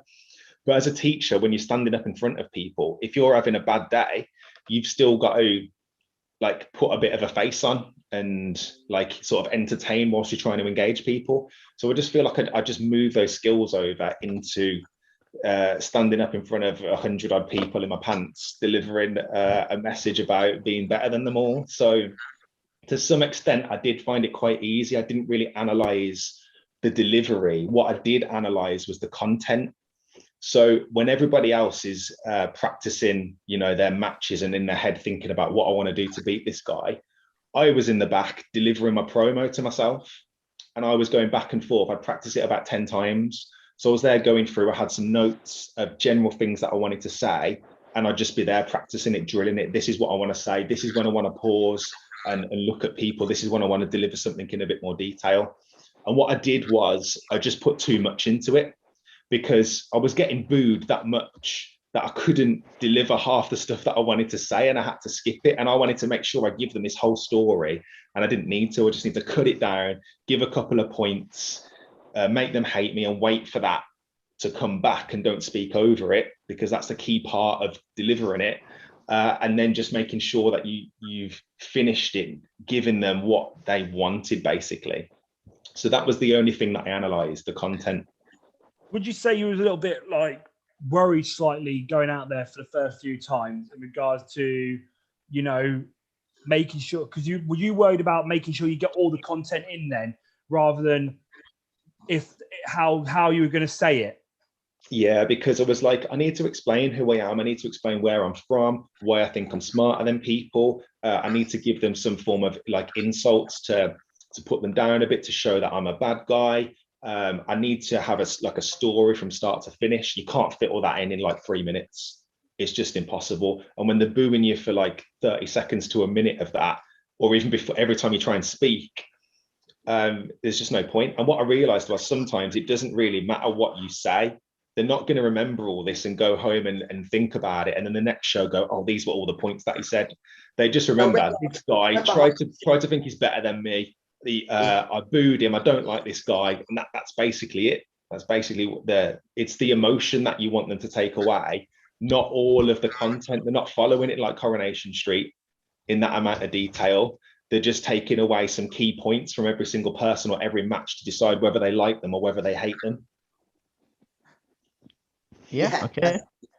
Definitely. That's like you say. That's one of the things. Like I try and teach with promos. We've been doing it recently about promos. Is the more realistic it is, the more you can make it realistic, the more relatable it becomes. And like you say, if you're trying to make them hate you on a realistic way, you're going to overthink on what you need to say to make them believe what you're saying. And that sometimes, like you say, can hinder things on these occasions. One of the things that came from your promos and your character that you created and the way you dress is the fans started to talk about how you always look like you're wearing Primark stuff, or Primark became a big part of what they used to chant at you. Dominic De Winter wants to know, after all the chants, can IQ finally reveal how much his wardrobe is, or was it actually Primark? It wasn't Primark. It wasn't. I knew it wasn't. It wasn't. I think that just summed up why it worked, because the fans' response was to just try and belittle me to something that they could relate to. So just because all the fans buy Primark, it doesn't mean IQ3 buys Primark. But that's the only thing that they can relate to. So they're trying to put me down to their level, or what they think is below their level. in a way to try and say IQ3 thinks he's better than me, but he's not, because he shops at Primark. I don't shop at Primark, but he shops there because that's all he can afford, is what they were trying to say. So that was perfect, because I can just play off that in a way. I can just play off that as part of my gimmick, because I've got them in my hands now, because that's what they're trying to get one up on me in the way that I'm trying to get one up on them. So we've now got this back and forth thing about who's better than who's smarter than who really is the intelligent person here. So I think that just worked. That was a perfect thing to do. But when it came for its time to end, you notice that they don't chant that anymore. They don't chant fancy pants anymore, because I changed some things in my character, because there's a time where you've got to kind of like let things go. And I've seen it in WWE as well. Let's take the yes chant, for example. There's a time where Daniel Bryan dipped and he was just playing off the yes chant, and he stopped it, didn't he? And I can't remember if he went heel or he did something different. But the fans, he went heel. Yeah, he did.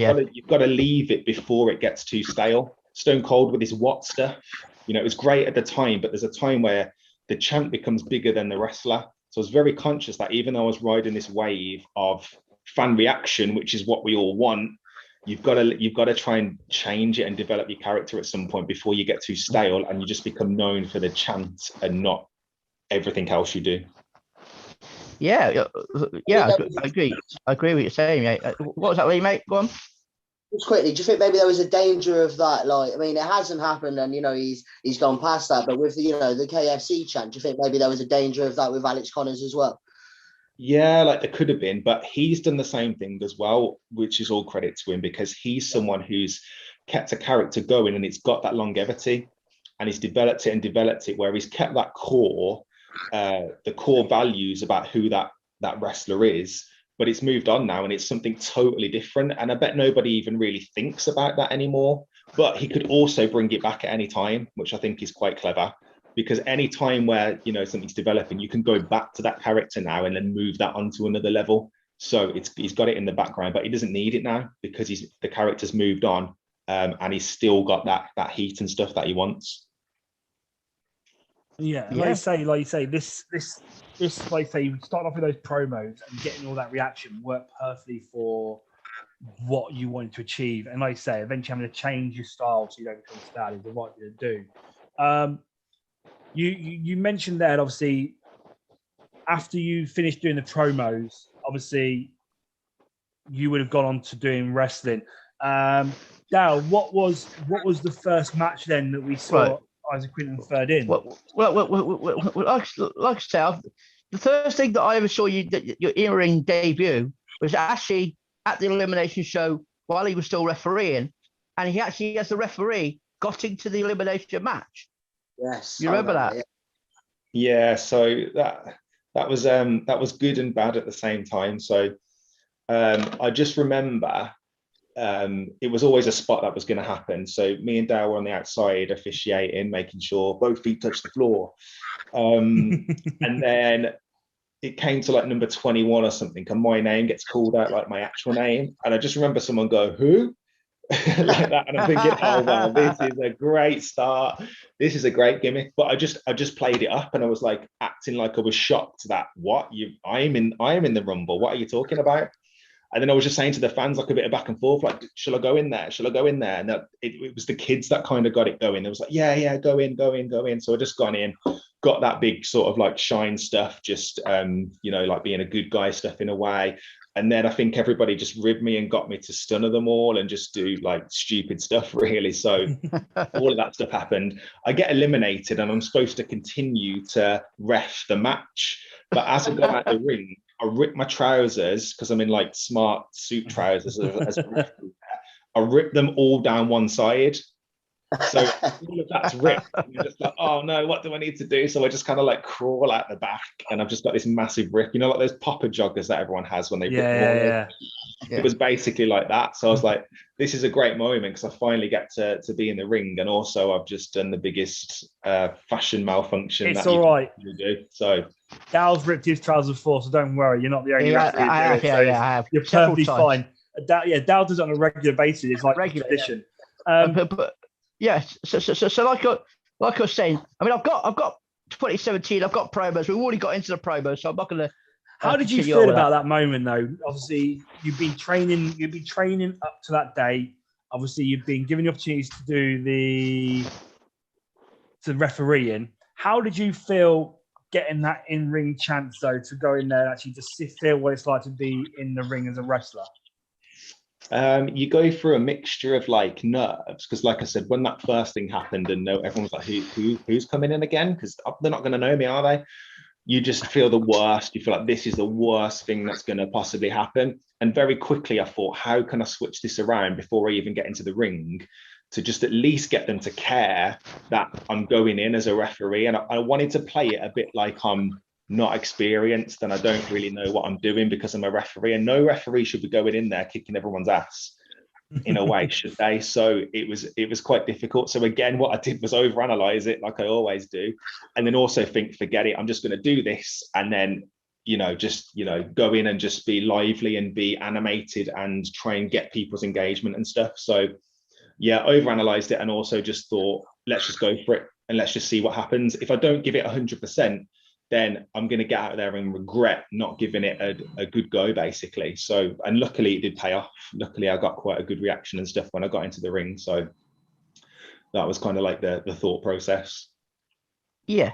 I mean, from there, I think you basically went on to do the rest. I think the referee stopped, and from that point you were just, you were wrestling for. So I've got 2017. I picked out a few matches from 2017 that were quite significant in your career. Starting with the match at History 4, the triple threat match for the golden ticket. Now, that match against Justin Joy and Armstrong, what do you remember about that match? What you remember about that match? Not being able to do a lot because Justin Joy liked the attention and liked to do a bit of everything. So boom, shots fired tonight, ladies and gentlemen. No, it was good. We had a good rivalry off the back of that because of the obviously like the kind of like cheat way that I won that match, coming in at the last minute to win. But I didn't really get to do much.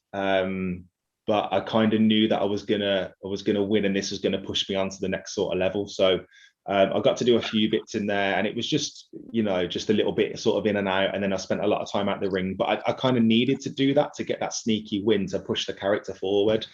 So it kind of worked out that way in the end. But I was just at the point where I just want to wrestle. I just want to do some more in this match.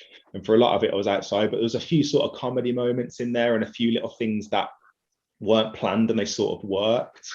I had all my friends there as well, which I very rarely do. I'm not someone who talks about wrestling to people that aren't involved in wrestling. But my friends wanted to come along because it was kind of like my official debut in a way.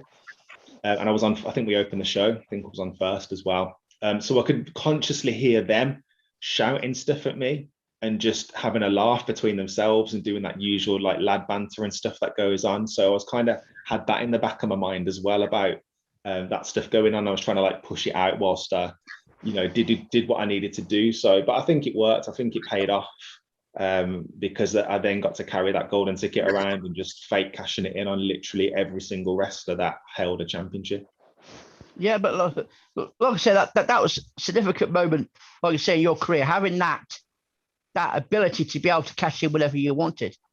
So that brought you to the attention of the CPW crowd and CPW Galaxy, because they knew you could cash in whenever you wanted. I mean, there's another match 2017 that I was selected, a lumberjack match with Mr. Richards at Reload. I'm sure you remember that. And what happened after that, because that was, and I remember it very, very sorely, what happened after that. So what do you remember from that match? That I can't remember who it was that kind of got involved as the bigger bad guys that were causing the chaos. But it was this, it was like main event. It was going to be this big match, and everyone thought, because I think I was just undefeated, wasn't I? I went undefeated for so long. I just went on a massive run, and it was a bit like, I'm not going to compare myself to Taker because that's a stupid thing to do. But it was but in the terms of no, let me make the point though. In the terms of nobody planned it it just happened. And then all of a sudden we look back and went, oh, actually, this guy hasn't been beaten so long. And that's what happened with Taker's streak, wasn't it? Nobody planned it. It just kind of happened. And then it was like, okay, we're going to have to continue this now until a big moment happens. So it just sort of came like that. So all of a sudden, when I go up against the biggest guy in the company, everyone's thinking, finally, this is the time that we get IQ. It's been building up for so long. Everybody hates me. Everybody wants me to finally be beaten. I'm now banging on about it because it's a thing. And this is the guy. If I beat this guy, then I'm untouchable in a way now at this point, aren't I? So people are thinking this is where it ends. This is where it stops. But obviously IQ3 has always got a backup plan. So instead of going up against him, we just cause absolute chaos, and it just becomes an absolute brawl between everybody who was on the show that time. So I'm sure everyone had a lot of fun doing that into them at the main event. So I remember that because the chair shots I got off Corey Johnson, and then the biting of Tomby that on my head. Oh, okay. The brawl well, it was all deserved, to be honest. So that's what I remember. I mean, you guys obviously were in that as well. So what do you guys remember as well about that? Mayhem. I love the scrap at the end. It's always fun. I think I remember jumping on the back of somebody. Like, I mean, obviously, I'm only a little guy. I'm like a little koala, a vicious koala, jumping on the back of him, like, trying to bite his ears off. That's all I remember, really. That was me. Was it? Hey! Yeah, you jumped on me. I was just trying to work out, like, what happened? Who came after me? And I was like, oh, I think, yeah. And then you mentioned that. I was like, I remember someone jumping on my back. I remember that match because, like I say, everyone was. We just sort of discovered the undefeated streak, and you hadn't lost for some time in CBW, and you're going up against probably the biggest face. The biggest hero of all time in CBW, even to date, probably still the most loved and favourite superstar to step through the curtain in Mr. Richards. The man. And the person that everyone had money on to end your streak. And like I said, you had a backup plan. And that was just to cause mayhem. So the match gets thrown out and then you don't have to worry about it and you stay undefeated. Obviously, we've mentioned that you became gold ticket holder, which obviously started this big run. And the ability that you could cash in at any time, which you said you enjoyed. You loved that, knowing, especially your character. He thrived on that, knowing that he had all this power. It's like you say, playing a chess game. You could choose when to move your pieces and just to strike for checkmate. Did you ever think that when you won that first match and became gold ticket, did you ever think that was going to be a thing that would have happened to you when you first started that run? No, not really. So it was like I had a couple of matches before on some of the next gen shows, and that, technically speaking, was the first match in front of the main crowd, if we want to call them that at that time, because the next gen matches were really only open to like friends and family in a way, weren't they? So that was the first real taste that they got to see me in the ring. And when you kind of get told that your first match, you're going to win something which could then potentially end with you becoming a champion. Mm-hmm. It's just a massive honor in a way. Like I never expected that to happen. But at the same time of me being grateful for that opportunity, I'm also thinking I deserve this, because when everybody's doing the training, when everybody's putting the work in, people can actually see what I'm doing. And in a short space of time, how I've come, how I've acted, how I've just got on with stuff, how I've trained, how I've looked to learn and develop what I'm doing. So this to me was like my personal reward for the work that I'd sort of put in. So yes, it's come quite quickly, but if you're ready for it, you're ready for it. And if a promoter thinks you're ready for it, then they're going to put you and give you that opportunity. And then it's down to you to prove that you deserve to be there. And I feel like that's what I did. I will back you up on the bit about being deserved. I think I remember at the time when it happened, obviously it was off the back of you doing the refereeing and stepping up into that position and doing the refereeing thing. But also I had the privilege, obviously, being in training sessions with you and seeing you training at first hand. And, you were what they would call a workhorse. You give everything a go. You'd not stop. You'd always be like, if they want someone to go twice, you'd volunteer. You know, you're always willing to learn and improve and show that you're keen to learn and to improve and step up, and always keen to listen. And I think, like I say, you seeing that as a reward that you deserve because obviously off your back of your hard work, I can say as well, I personally feel like it got to a point where people recognized that in training. You know, we saw that this person was willing to listen, willing to learn, willing to step up, wanting to give it his all. And like you say, not many people get the opportunity in their first match. Not many people get the opportunity in their first year. And, you know, you got it straight away. And it was like they say, you felt privileged from it. And then you ran with it and carried it forward. And it worked with the gimmick as well. Like I say, you know, the gimmick was always being better than everyone else. That's just another thing that you could use as like fuel. You know, I've been here less than you, but I'm already getting this opportunity because I'm better than you, etc. Come to your wrestling, how did you find handling being pushed at that point in your career as the envious eyes watched on in regards to wrestling Mr. Richards? I didn't really think about other people were envious of it, and then I think I realized afterwards that some people were. So there was certain wrestlers that aren't here anymore because of their attitude, and there's a reason why they're not here. Because instead of thinking this guy has earned this opportunity because this is what he's done, or even asking how did I get in this position, they looked at it as, why has he got the opportunity and I don't? I'm doing this, I'm doing that. But the fact is they're not. And then their response to it is to complain about it. But in response to sort of the question, I didn't know that was going on in the background. And I didn't know that there is politics in wrestling. I was very naive to it all. I just think, come in, work hard, you get the opportunities that you deserve. But there's also people that want to chop you down as you go through success. Instead of everybody supporting each other, which is what I'm used to, I kind of got the opposite. But it was never happening to my face. It was happening behind my back. And me, being a professional, and I don't really bitch about people or talk about people behind their back. I'm someone who would just talk to people to the face if I've got an issue with them on a one-to-one, you know, like a man, basically. And I felt that some people didn't. And all of a sudden, I felt like I was getting little bits of heat on me for stuff that wasn't true. And I didn't respond to because I didn't even know it existed to respond to.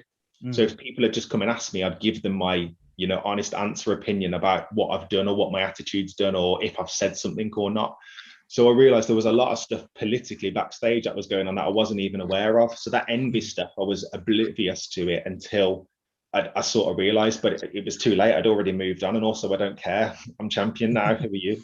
That's a good, I like that kind of attitude. It's a good attitude to have. And like you say, when you're early on, like you say, you are naive to things early on. I know when I first started off in wrestling, I was very naive to a lot of things that went on. And like you say, you eventually learn this stuff as you get further down the line and you move into it and you've been in the business a lot longer.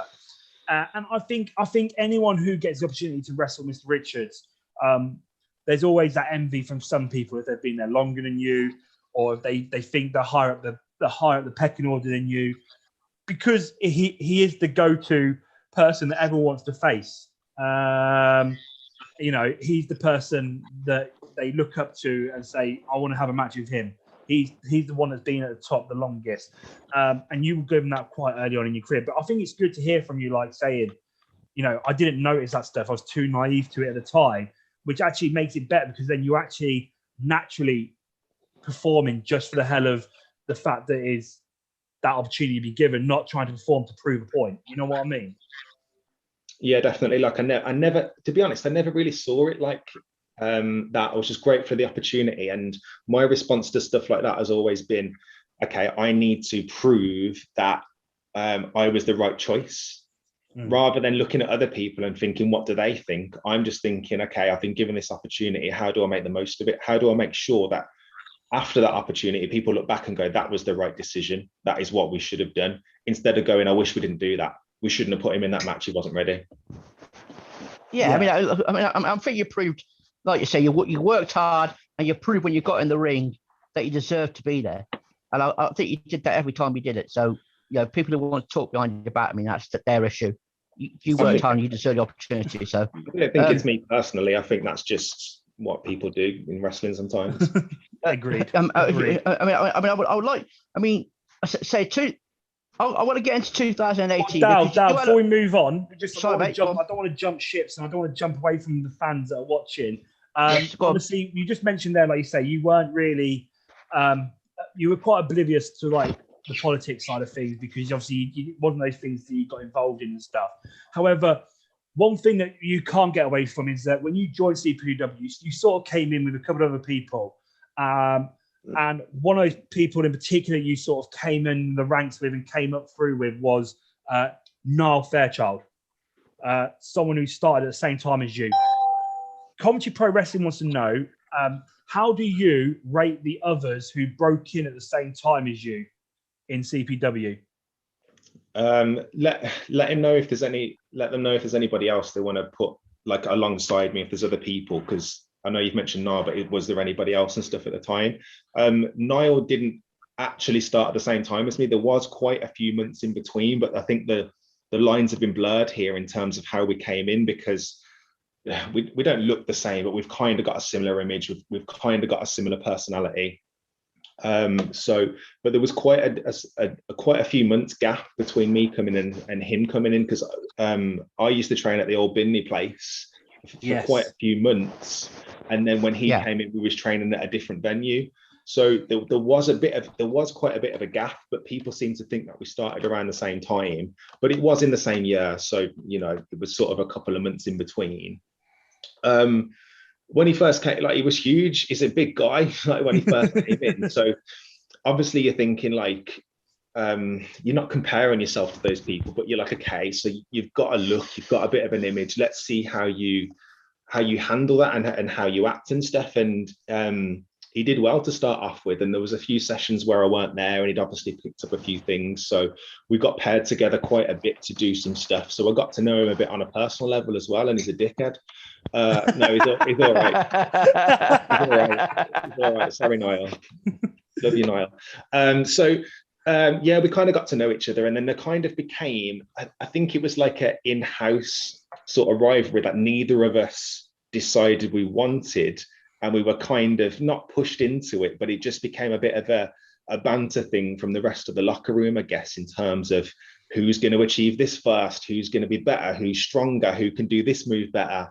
And I think it just naturally became a competitive thing. And I am a competitive person, but in this case, I just wasn't really that fussed in a way. But I just knew at the same time, because he was a friend, but it's competition.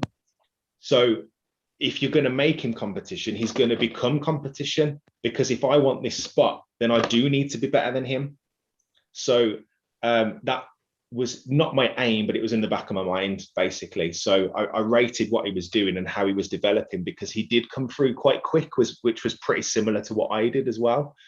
But then we had some things around promo work as well. So what the management stuff was saying was, if he wanted to develop his character and get over it the way that I did, then he needed to work at some of the promo stuff. And I remember we'd start doing some back and forth stuff, and I would just off the top of my head just start insulting him and just coming up with things to do. And he wasn't naturally not gifted in that area, but you know what I mean? It didn't come naturally to him. So we had to try and like work at that side to try and build it up. And then I think he realized he could learn some stuff from me, and I could learn some stuff from him, basically. And that was one area that I feel like I might have helped him along in that sense. But definitely that competition helped, because we were then pushing each other, and we realized if someone was better than the other one, okay, I need to get to this level, because this is the level that you need to be at to become a good wrestler. So I think it was positive for both of us.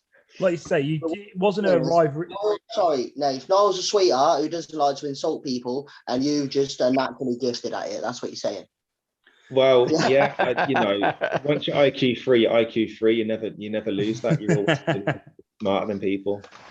You mentioned there, like I say, it was a rivalry that you never really asked for, but it sort of got made through the fact, like I say, there's a bit of a time frame between you two, but you sort of your build up into wrestling and the way in which you both got pushed into wrestling with quite a lot of speed, and how similar you two were from management side of things, is that rivalry just got put on you sort of thing, which, like I say, it helped both you out.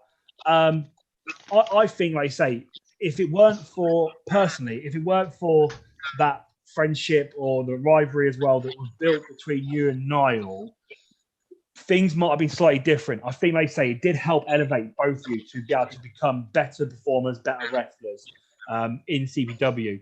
And like I say, now we have Niall as the Nuba champion. You've had championships. You've won the golden ticket. You know, that's probably down to both of you early on in your careers being their rivalries for each other. You mentioned, though, the Binley Banquet Suite. You're one of the many people that have been privileged to train at the Binley Banquet Suite. Lee is the only other one, and Dale obviously was there. Not many people had that privilege.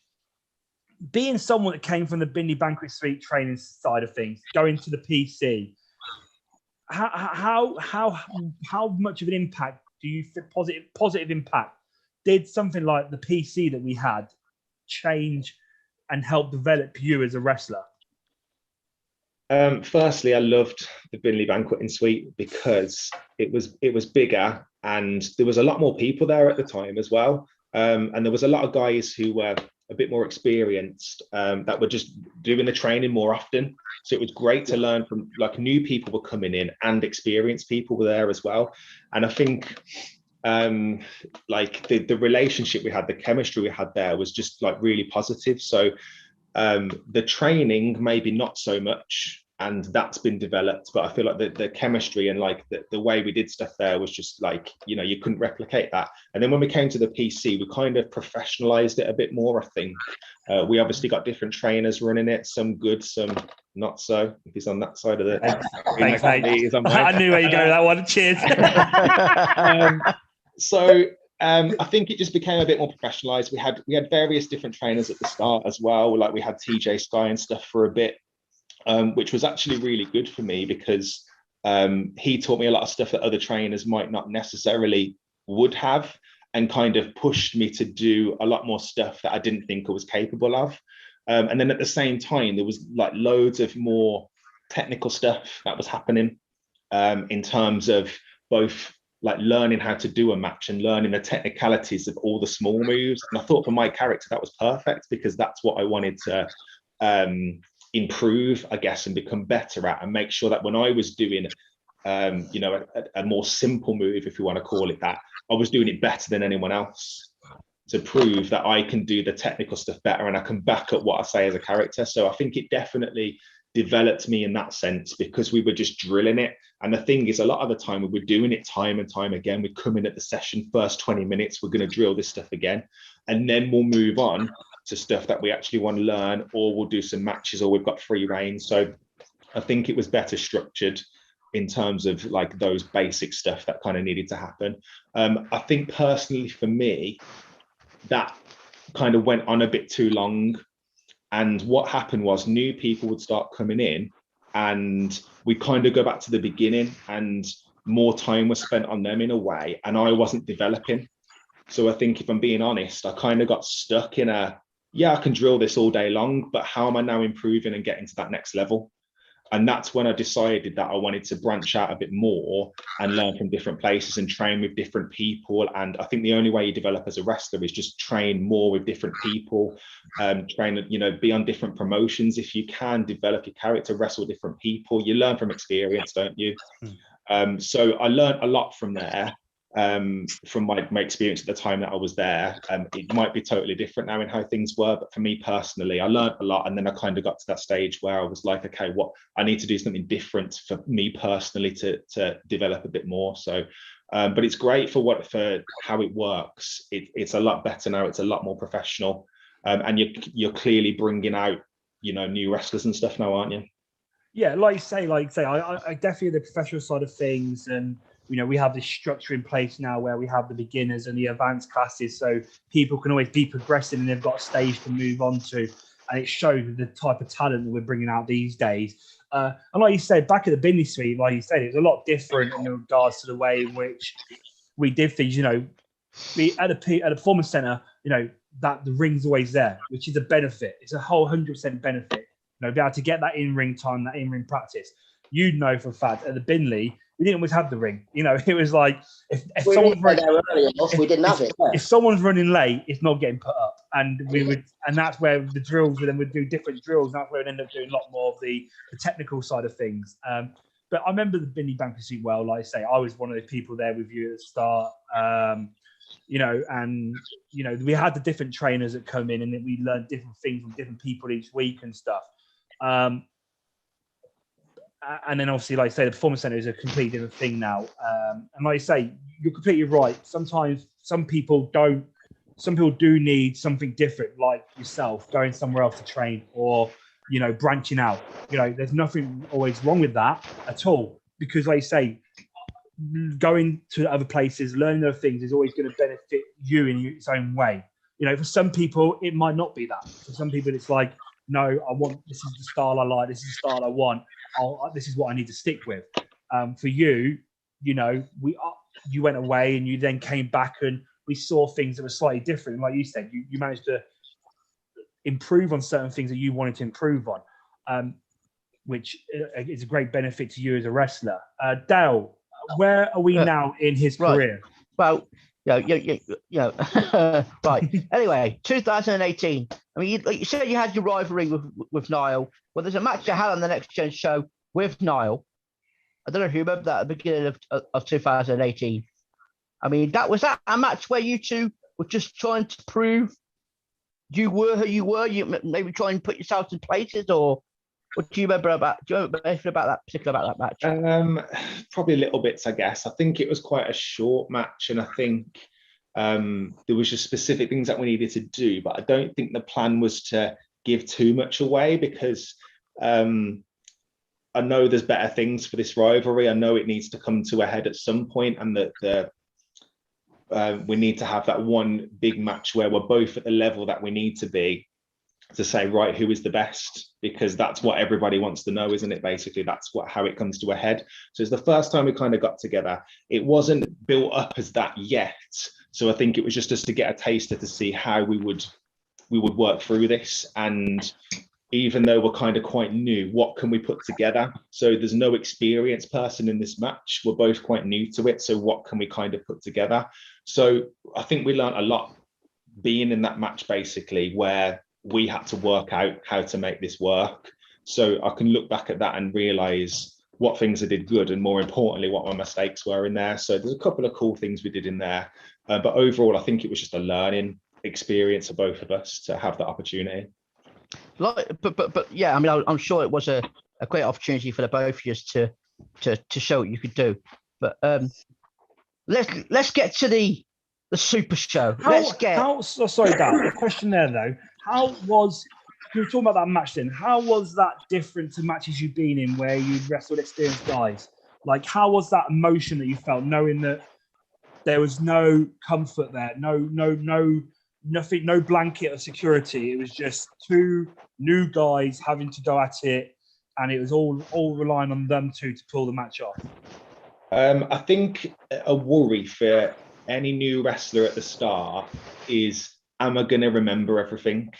And when you're quite new, what you tend to do is plan everything, every single little detail. And then if you go off that, you panic and think, what am I going to do now? Because I should have done that and I didn't do that. So what happens next? And we've all been in that situation when we're new. When you're more experienced, you don't worry about it. You don't stress. You just work yourself back up to where you need to be.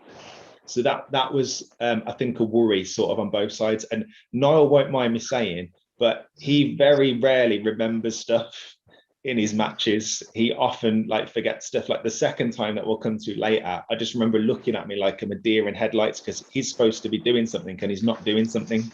And I have to go in and try and rescue it in a way and get us back on track.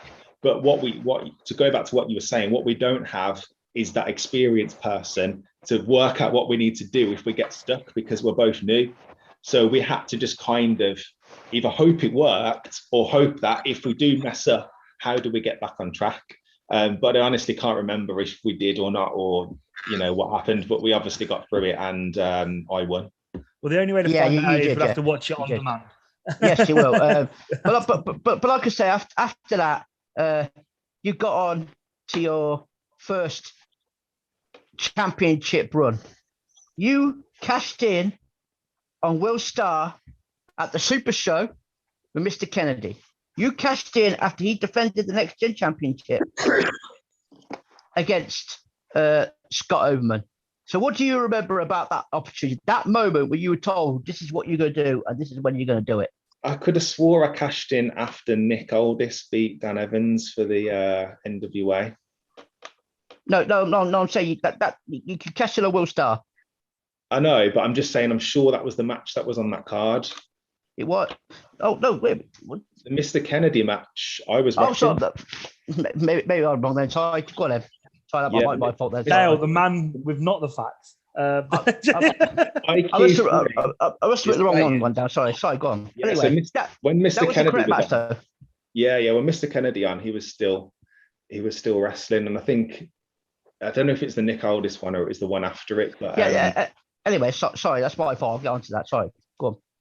Yeah, get your facts right, Dale. But yeah, I don't know if Will wins it or if he retains sort of the championship, and then he defended his title. He's been beat up by Dan Evans and stuff sort of after the match, and the usual opportunities way is to take advantage of that opportunity. So that was the first real opportunity. Before that, I was just teasing it on people, and I think the point was to make people think I could cash in on anyone. So I remember there was a time where Athena and Jake Casanova are both champions and they're doing a mixed tag. And at the end of the match, I come down and I whack the briefcase in the ring and I'm challenging both of them. And both of them are like, who are you challenging? And I'm like, I'm challenging both of you. I'll take the women's championship as well. I don't even care. So we got to the stage where people were not sure when it was going to happen. And then we teased it loads. And then I think we stopped it for a bit, for maybe one show.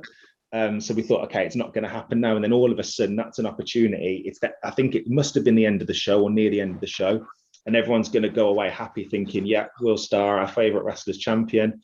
And obviously, I kind of end that. So for me personally, I got the best reaction to that because that's not how the fans want to leave a show with someone they hate, almost cheating in a way to win a championship. But that's what the golden ticket's there for.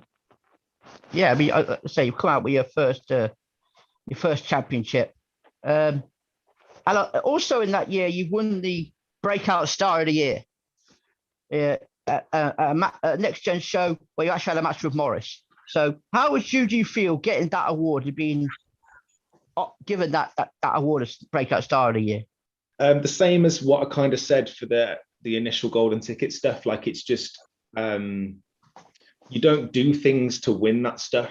I'm not even in wrestling to win championships in a way. It's not really a priority. It's just it's a nice thing to look back on as a reward for the stuff that you've done.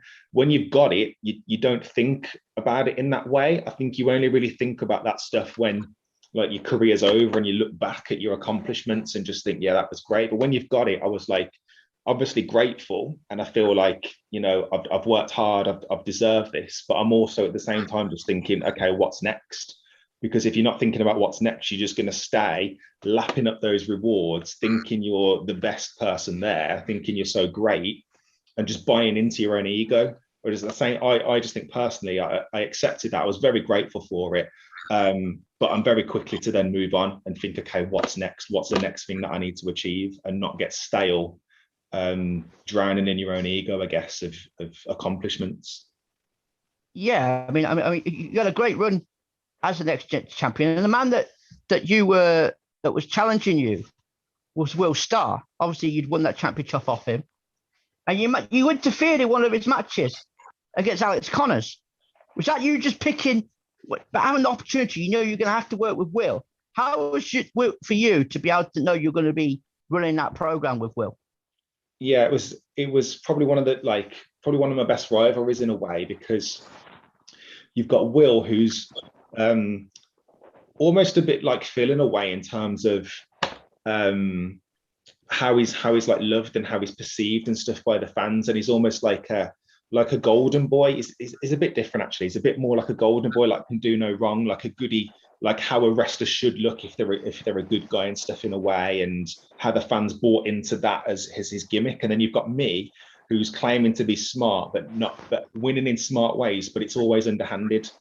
So it's almost like the stereotypical good guy against the stereotypical bad guy. So we managed to it was an easy rivalry to put together and play off each other. I remember times where we did some promos and we were doing them like face to face in a way, to put out as promos and stuff for our matches.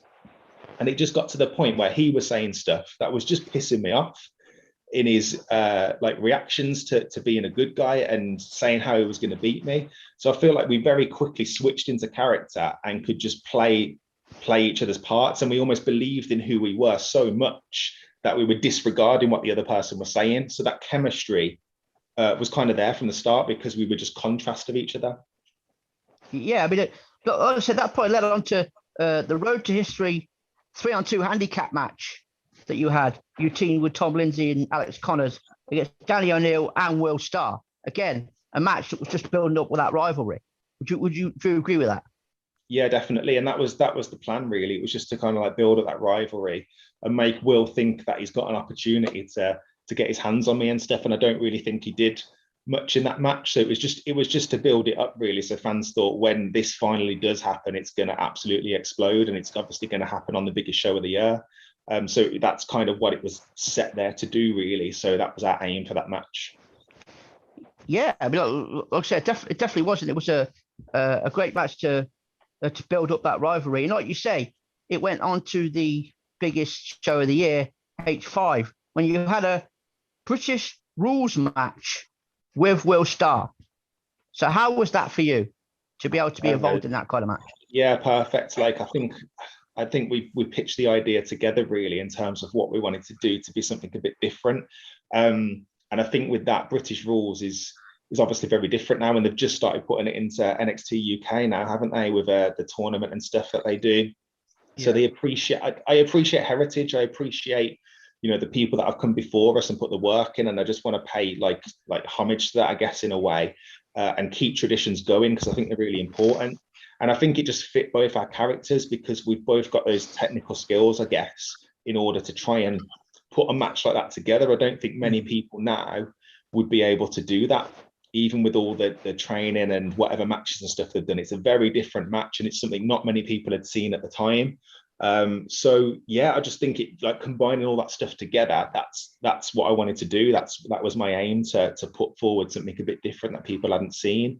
Like, it's not always about chair shots and high flying moves. You can still tell a story through like the small technical work, and we're both big advocates of that. I think we've both got like similar wrestlers that we looked up to as kids in a way that we wanted to, portray in a way. Yeah, I mean, like I said, I remember that match because obviously I had to think about a lot of different rules compared to what I was used to, because it was a completely different way of looking. So it was good. Sorry there. I was just asking about that feud. Country Wrestling has put, obviously, Will Starr versus IQ3 is one of the best feuds in our history. Obviously, being trained by Will Starr, as someone who trained you, how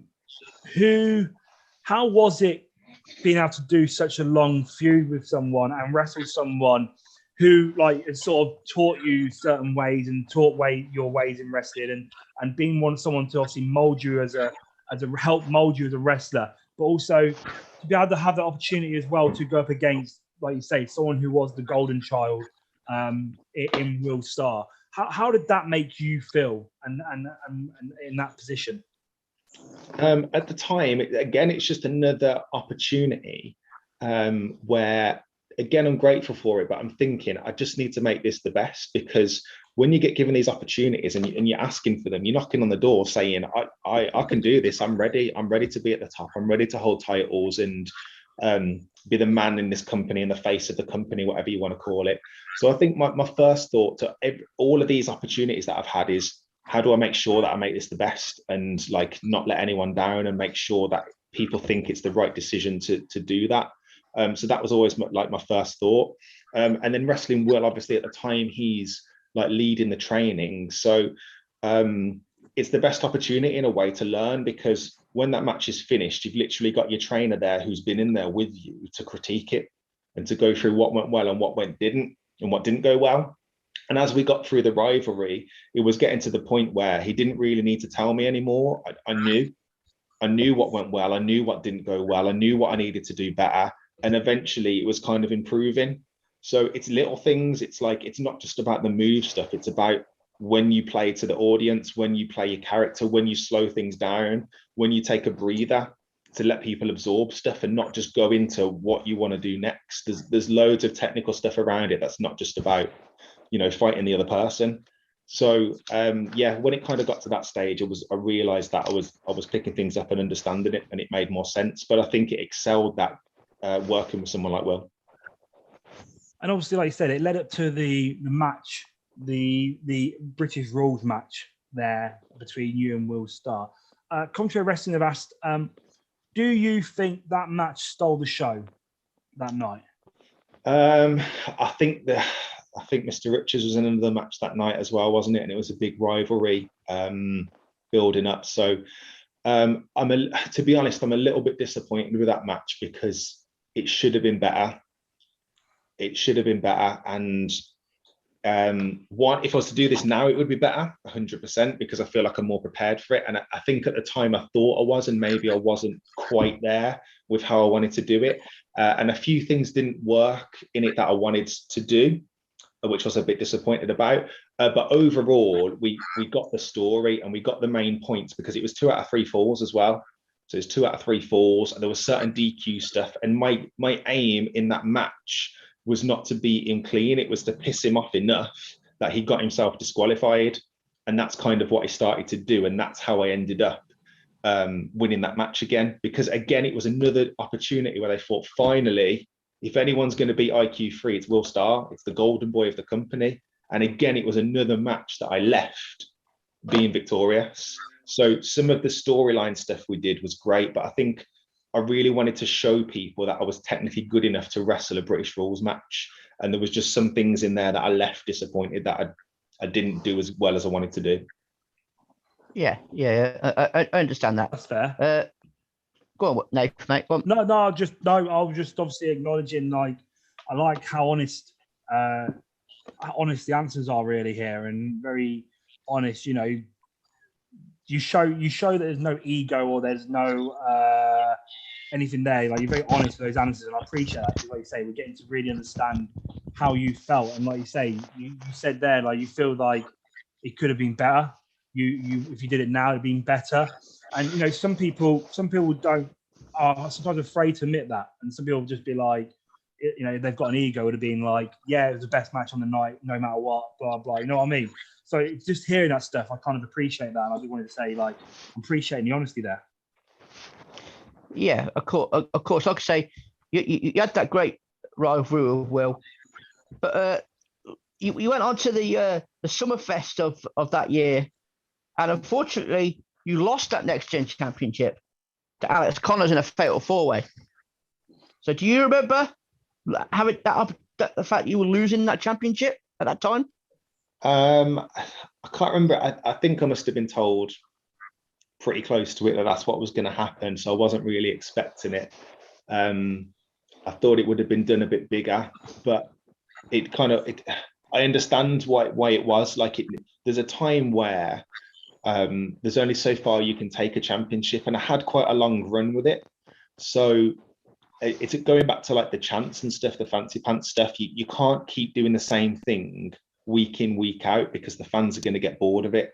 So it was time for a change, and this was the person that they wanted to put the title on and stuff, which was fine. So at the same time, was very conscious to not end the losing streak in a way. So I wasn't pinned to lose it, to kind of keep some of that still alive, that nobody's actually beat me, and then it gives me something to still kind of like state and move the character on to like the next level without being a champion. So my aim being champion was to bring like prestige to the championship in a way, and make people care about the title. So that was my main aim when I had the championship, and to kind of like make sure that when I put that into somebody else's hands, they continue that kind of like work that's been put in to make that title mean something and people care about it. Otherwise, it's just a prop people bring down to the ring, and it's meaningless. So Yeah, it kind of happened quite quick, and I wasn't really expecting it. But then afterwards, I kind of understood why it needed to be that way. And again, I was disappointed because I felt like I could have had a really long run with that title, and I felt like I was making it mean something because it wasn't seen as the main title, and I was trying to make it mean a lot more. That somebody to have that means they're a good wrestler, and they're going to have to do a lot to beat me. So when I lost it, I was disappointed, obviously, because you want to be champion. And I felt like I was going to hold it for a lot longer, but these things happen. So it was just about, okay, what do I need to do next? What's my next goal? Where do I go from here? Because the trouble is when you lose a title, you just disappear and you fall into the background, and you're not champion anymore. So you're not the best. So you have to try and reinvent yourself to keep at the top. Yeah. That makes sense. So obviously it is 10:30 now, and you know you've made some amazing comments here, and I appreciate everything you've been saying. And like you say, when you are a champion, when you are a champion and that run comes to an end, it is a bit disheartening. Like you say, like you can imagine more sometimes. You may be expecting more sometimes, and it comes to an end, and like you say, you can be disheartened by it. But one thing that didn't come to an end, like you said, was your unbeaten run. That hadn't came to an end. So obviously we're about to be joined by Kat Von Cage. Before she joins us, I've got a question actually from CPW, but then we're going to get into that unbeaten run after she's sang for us this evening. The question I've got is a question that's asked every week, and obviously I want to get your question, your answer before we get Kat Von Cage on. Is what is your CPW Mount Rushmore? So 4 people. What is your CPW Mount Rushmore? That's a tough question. I wish I knew that in advance, so I'd have a bit more time to. We like to do it on the spot. Think about it, really. I think Tom Lindsay's going to hate me if I don't put his name on it. I think I'm going to get some backlash for not saying him. So I think in terms of achievements, I think I'd put him on there. Okay. I think you've kind of got to put Mr. Richards on there for the purpose of the crowd reactions. Like I'd never seen anything like it, to be honest, in terms of those crowd reactions. Even him just coming out to the ring, you just got those like goosebumps in a way. And some of the matches, especially at the Binley stuff, were just next level. Like Lee had one as well with him, didn't he? I remember. Yeah. I'm sure he's still got the scars and stuff from that stuff, but everything meant something. And for someone that doesn't really train, it was just incredible to like train wrestling stuff. It was just incredible to see some of the stuff that just came naturally, which I learned a lot from. Dan Evans, 100%. Like I think if you don't put him on there, then you're a CPW fan. What are you doing with your life? So it just, yeah, like he's one of the guys backstage that you can just always talk to. He's a good character to have around. He just keeps stuff going, and he's how a wrestler should be. And then the stuff that he does in the ring, like when you need someone in a spot to deliver, then that's the person that you always go to. He's always in those spots, and he's kind of in there for a reason, I guess. I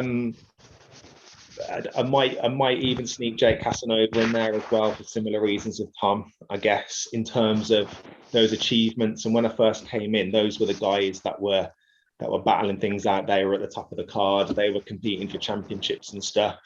And I guess in a way I've learned a lot from both of them. A lot of stuff is bullshit, and I've just not really listened to them. But if you read between that, there's some good stuff that they've done, and there's a lot of stuff that they've accomplished as well. So I think I'd be silly not to put those people on. So they kind of all came a bit before me, and they've achieved loads there. So I think for those reasons you have to consider them. Maybe Will would be another one as well. It would be a toss-up between maybe Jake and Will in terms of achievements and how much I've learned from them. No, that's a great Mount Rushmore. Very similar people that have been on other people's lists. But like I say, that's your list is personal to you. And like I say, you've actually became good friends with Jake and Tom through wrestling and thanks to wrestling. Once we finished, obviously hearing Kat Von Cage sing, we will discuss as well your relationship, the friendship you formed with like Tom Lindsay and Jake Casanova due to wrestling as well. That's one thing that we can look to discuss as well. But we are about to be joined anytime soon by Kat Von Cage, which again, as always, it's a privilege to have her sing on the show. with her beautiful voice. So, ladies and gentlemen, here she is, the one and only Kat Von Cage.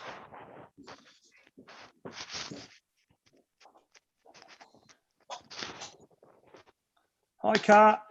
Hello. Hi. Hello. How you doing? Yeah, I'm okay. You okay? Yes, thank you, thank you. So, obviously, it's this time of night where we are joined by Kat. Kat, the question is though, what is the song that you are singing for us tonight? Oh my god. Okay, so I'm finally gonna do Careless Whisper. I don't. Yeah, obviously like my version of it, but yeah, I'm gonna finally do it. Where's Aaron? He's not in today. It's Unfortunately amazing. not, with us. It's amazing. We Oh love it. my god, he's gonna hate me.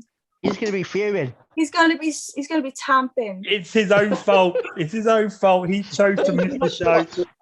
I think he might be watching, so it's all good. He'll be sat at home, hugging his hot water bottle, crying when you're singing this. Oh, So I what we're hope gonna, so. so Kat, what we're going to do, as always, it's a privilege to have you singing. We are all going to go quiet. I'm going to make you the face of the show right now, and there you are, and you can take it away. Sing us your version of Careless Whispers. I will. Please, like, sing along if you want to. I'm hella nervous this week because like I've had a week off, haven't I? So I'm, yeah, all out of sorts. I mean, you don't want to hear us sing, so we're not probably going to. I'm doing it a cappella this week too, by the way. So enjoy that.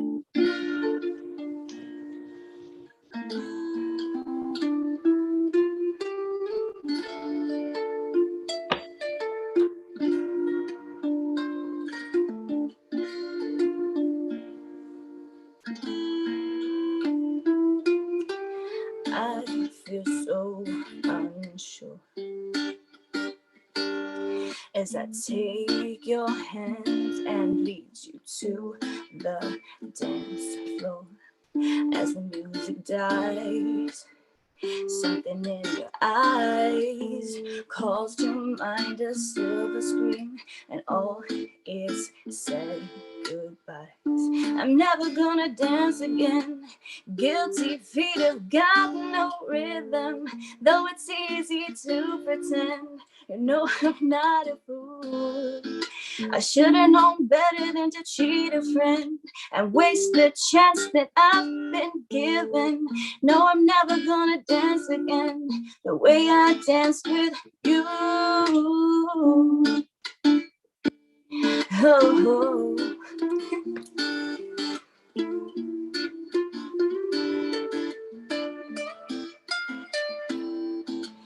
Time can never mend the careless whispers of a good friend. To the heart and mind, ignorance is kind. There's no comfort in the truth. Pain is all you'll find. I'm never gonna dance again. Guilty feet have got no rhythm, though it's easy to pretend. You know I'm not a fool. I should have known better than to cheat a friend and waste the chance that I've been given. No, I'm never gonna dance again the way I danced with you. Oh.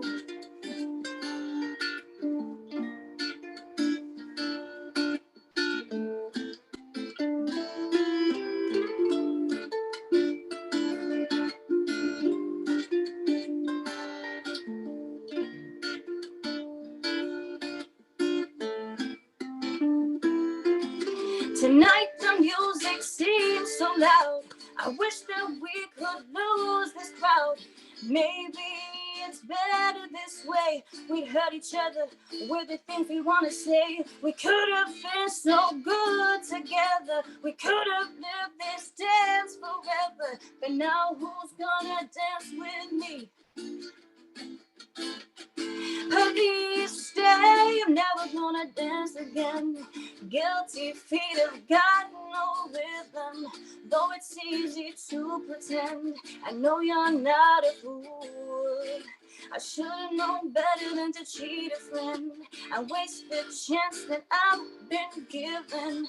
No, I'm never gonna dance again the way I danced with you.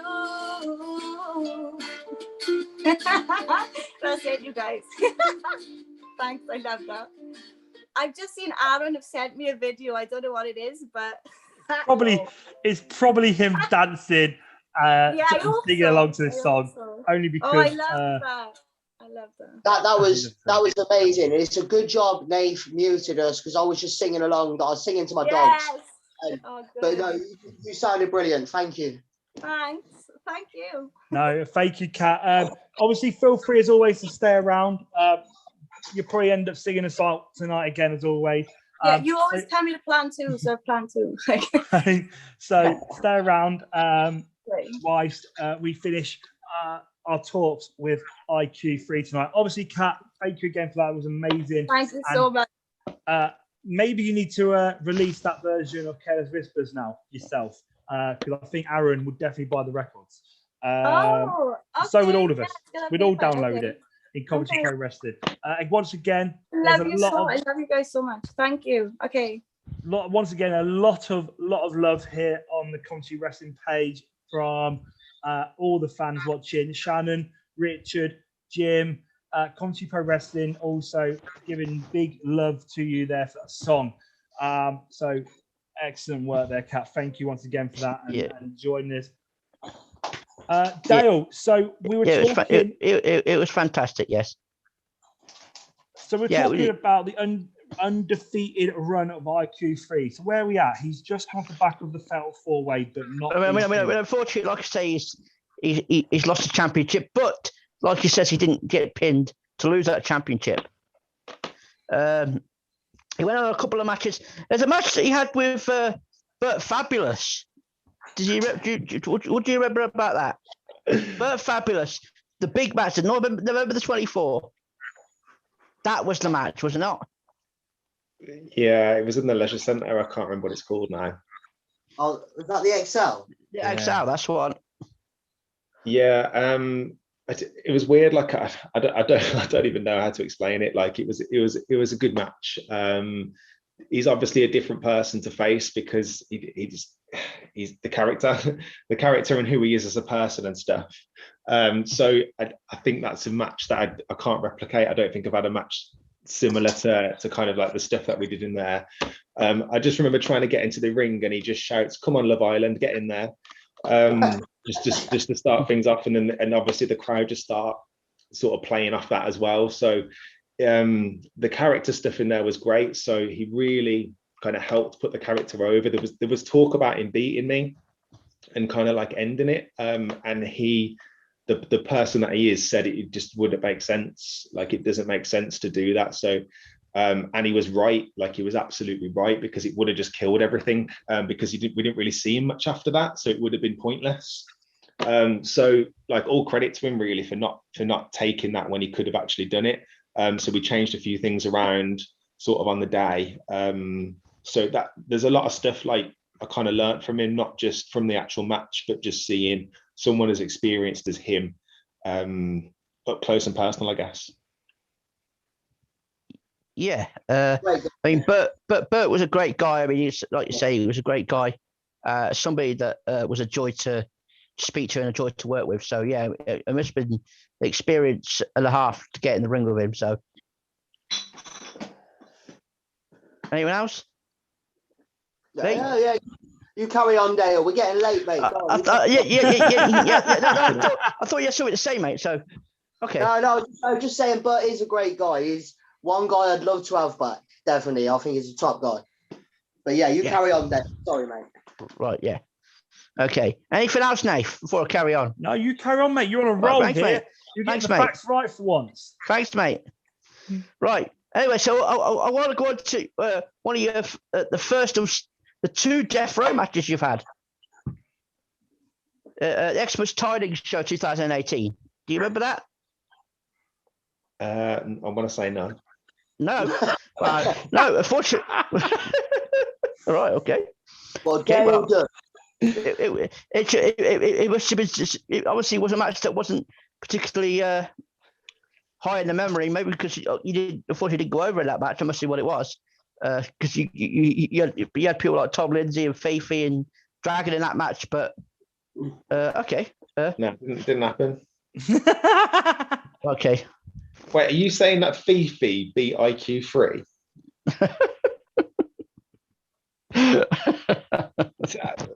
Are you making stuff up now, Dale? No. Okay. Anyway, right. Let's get on to the friendship that you've had with Tom Lindsay, Jake Casanova.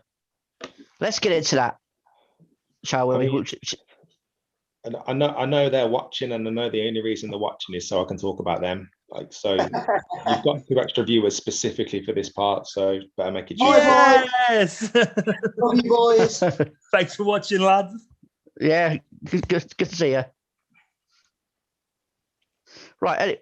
Well, so yeah. So how did that work? Was it just were just people you just got on with, or was just how did that relationship work? No, not really. I don't really like them that much still, to be honest. They just like won't leave me alone, I guess.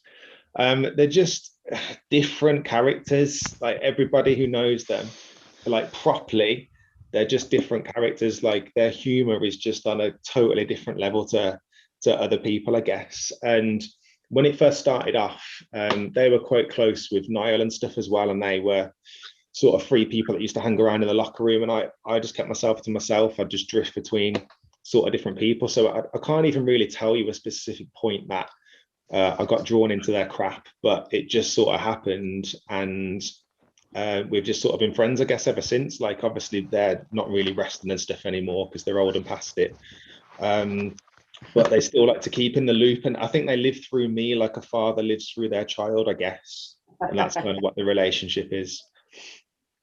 Obviously, like you say, I mean, Kat's being in the locker room and stuff, and you're in the locker room, being in the locker room a lot of times. Is it a benefit having that kind of close group which you could talk to and rely on in a locker room? And obviously, Kat, feel free to jump in here and answer as well. Obviously, being in the women's locker room and stuff, did you find having that like small group IQ3 that it helped you perform matches, prepare for matches, but also to relax, not having to worry about trying to talk to everyone and everyone?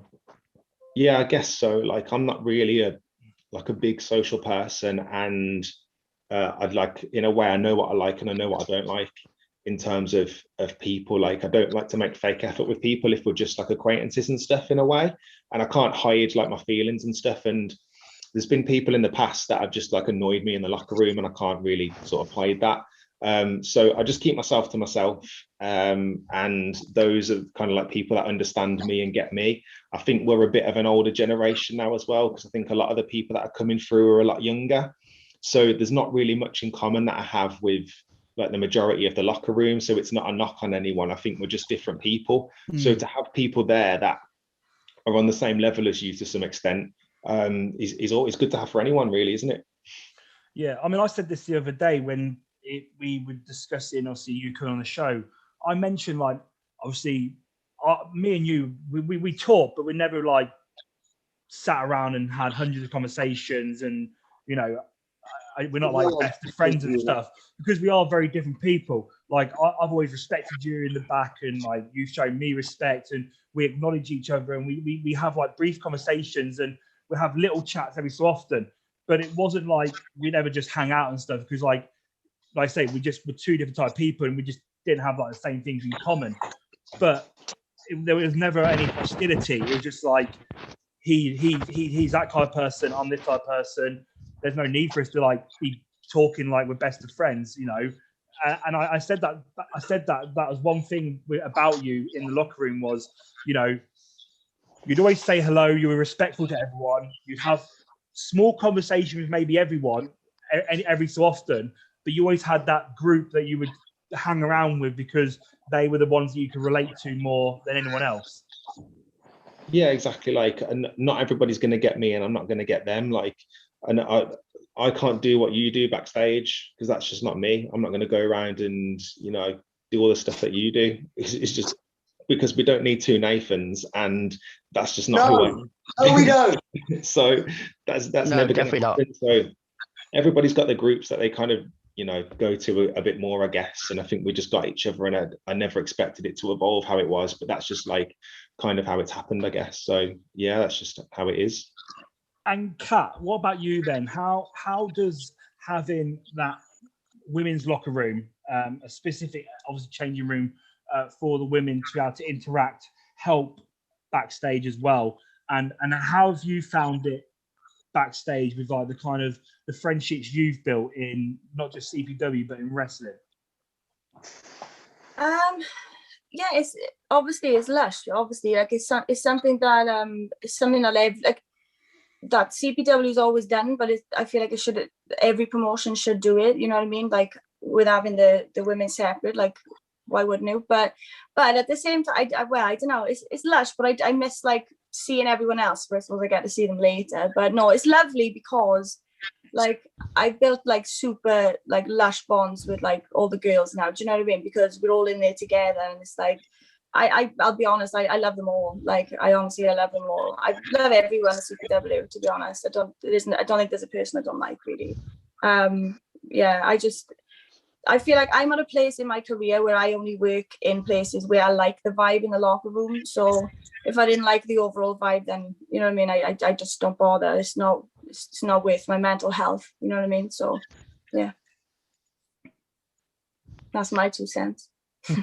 No, mate, thank you. You're here, you might as well get answer those questions as well. We didn't finish talking about it, and I want to just quickly bring it back, IQ3, regarding the undefeated run.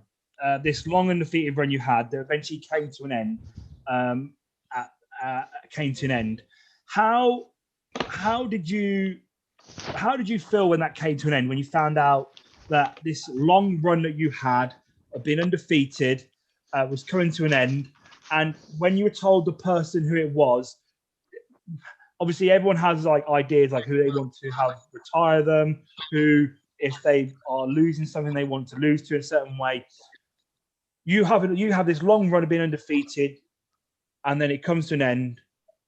How did that all feel, and how did that come about in that situation? So I think it was kind of planned quite a while in advance, and the rivalry was building up. So it was building up to be this thing. So I kind of thought quite ahead of time that this is how it was going to be.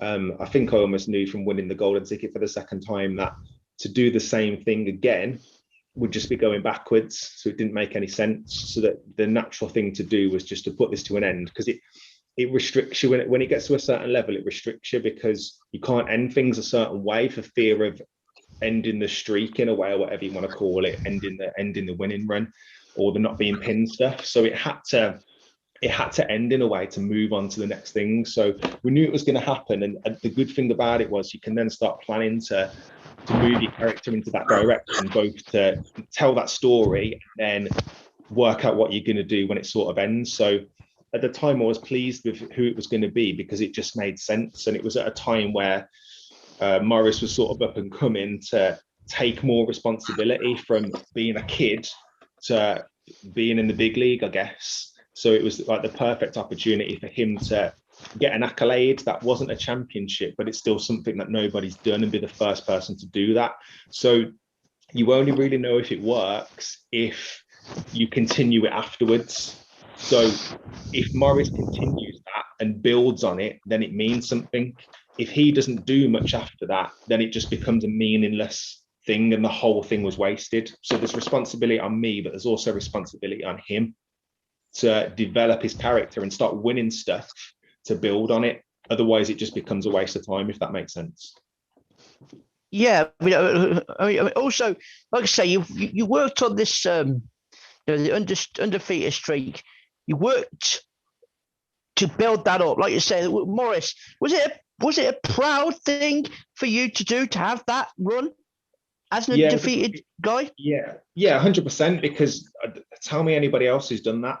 Like accolades are not just around championships; they're around other things that you've accomplished. So to be trusted to be like a bad guy, which shouldn't really be winning matches as much as good guys, because that's how wrestling should be. Really, the good guys are the better guys that should come out on top, and that's not happening. That's not happening here.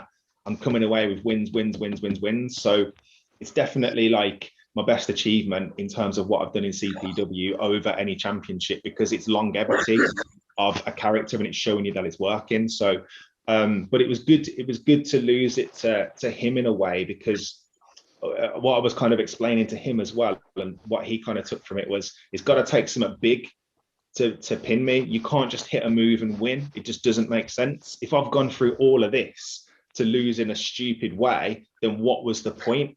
So we had to make it bigger. So when we started like pitching the ideas and stuff with him, I was like, if you're gonna hit your big move, you're gonna have to do it off the top rope. You're gonna have to do it in a way that puts me down for 3 seconds, because nobody else has ever done that. So hopefully he learned a lot from it, stepped up his game, and then took that forward. Yeah, that was a fantastic moment. I remember it getting onto that, when you're getting up there and you're getting up to that top rope for that finish. I thought, wow, this if you hit this, it's going to be an amazing moment. Yeah, and I think it was like, he was hot at the time as well. I know half the crowd's his family, but he's hot. He was hot at the time, so he got that reaction. So it paid off, because that's exactly what we wanted to do. If it just died afterwards and nobody cared, then, like I said, that 2 years of work put in would have been meaningless. But you put in all that work for that payoff. So that's what we tried to achieve, and we got it. And like you say, accolades go sometimes more than championships, everything like that. And say to have a run that was 2.5 years long, where you're undefeated, is insane. Some people don't even wrestle for that long. We even in CPW, I know people that have been around less than that, and you're there for 2.5 years, beating every single person you get in the ring with and staying undefeated. And rightfully so, you should be definitely proud of what you've achieved, and definitely proud of everything that's happened there. And it was one hell of a run. And like I say, it's a shame it came to an end. But looking at what's happened with the person that beat you, Morris, it couldn't have happened to anyone better in regards to their development and where they've gone on to and what they're doing now in CPW, really.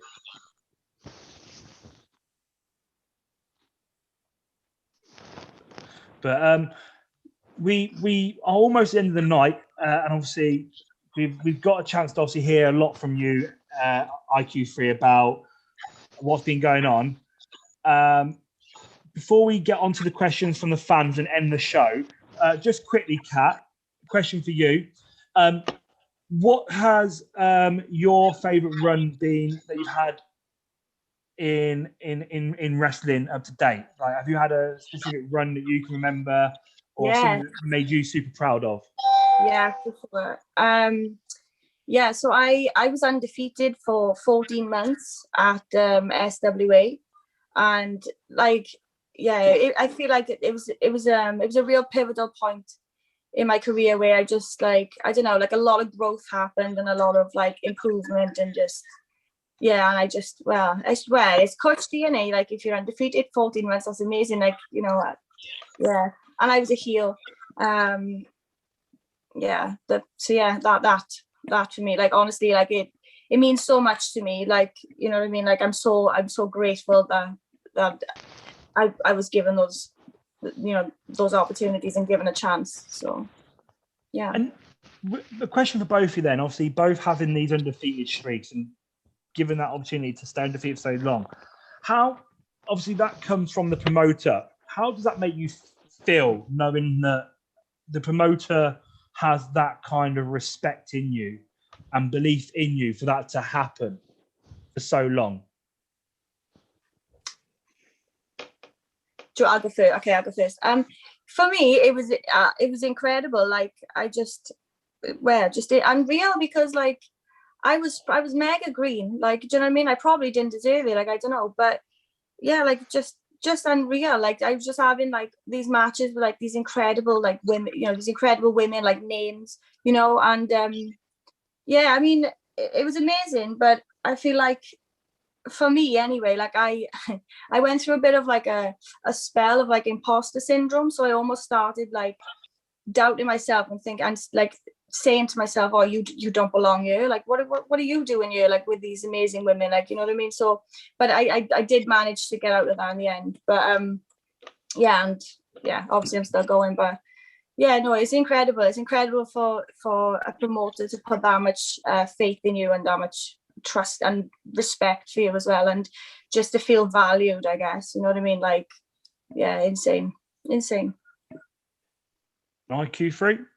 Yeah, same really. Like I kind of already said it, and you don't really think about it until you look back and realize like how much trust was put in you to do it. When you're kind of in it, you're just in the moment, so you're not really thinking about like the longevity of how long this is going. And then while I'm in it, I'm just thinking I just need to do it justice. Like if someone's putting trust in you to like be a bigger and stuff in a way, then you have to show them that you're worthy of that.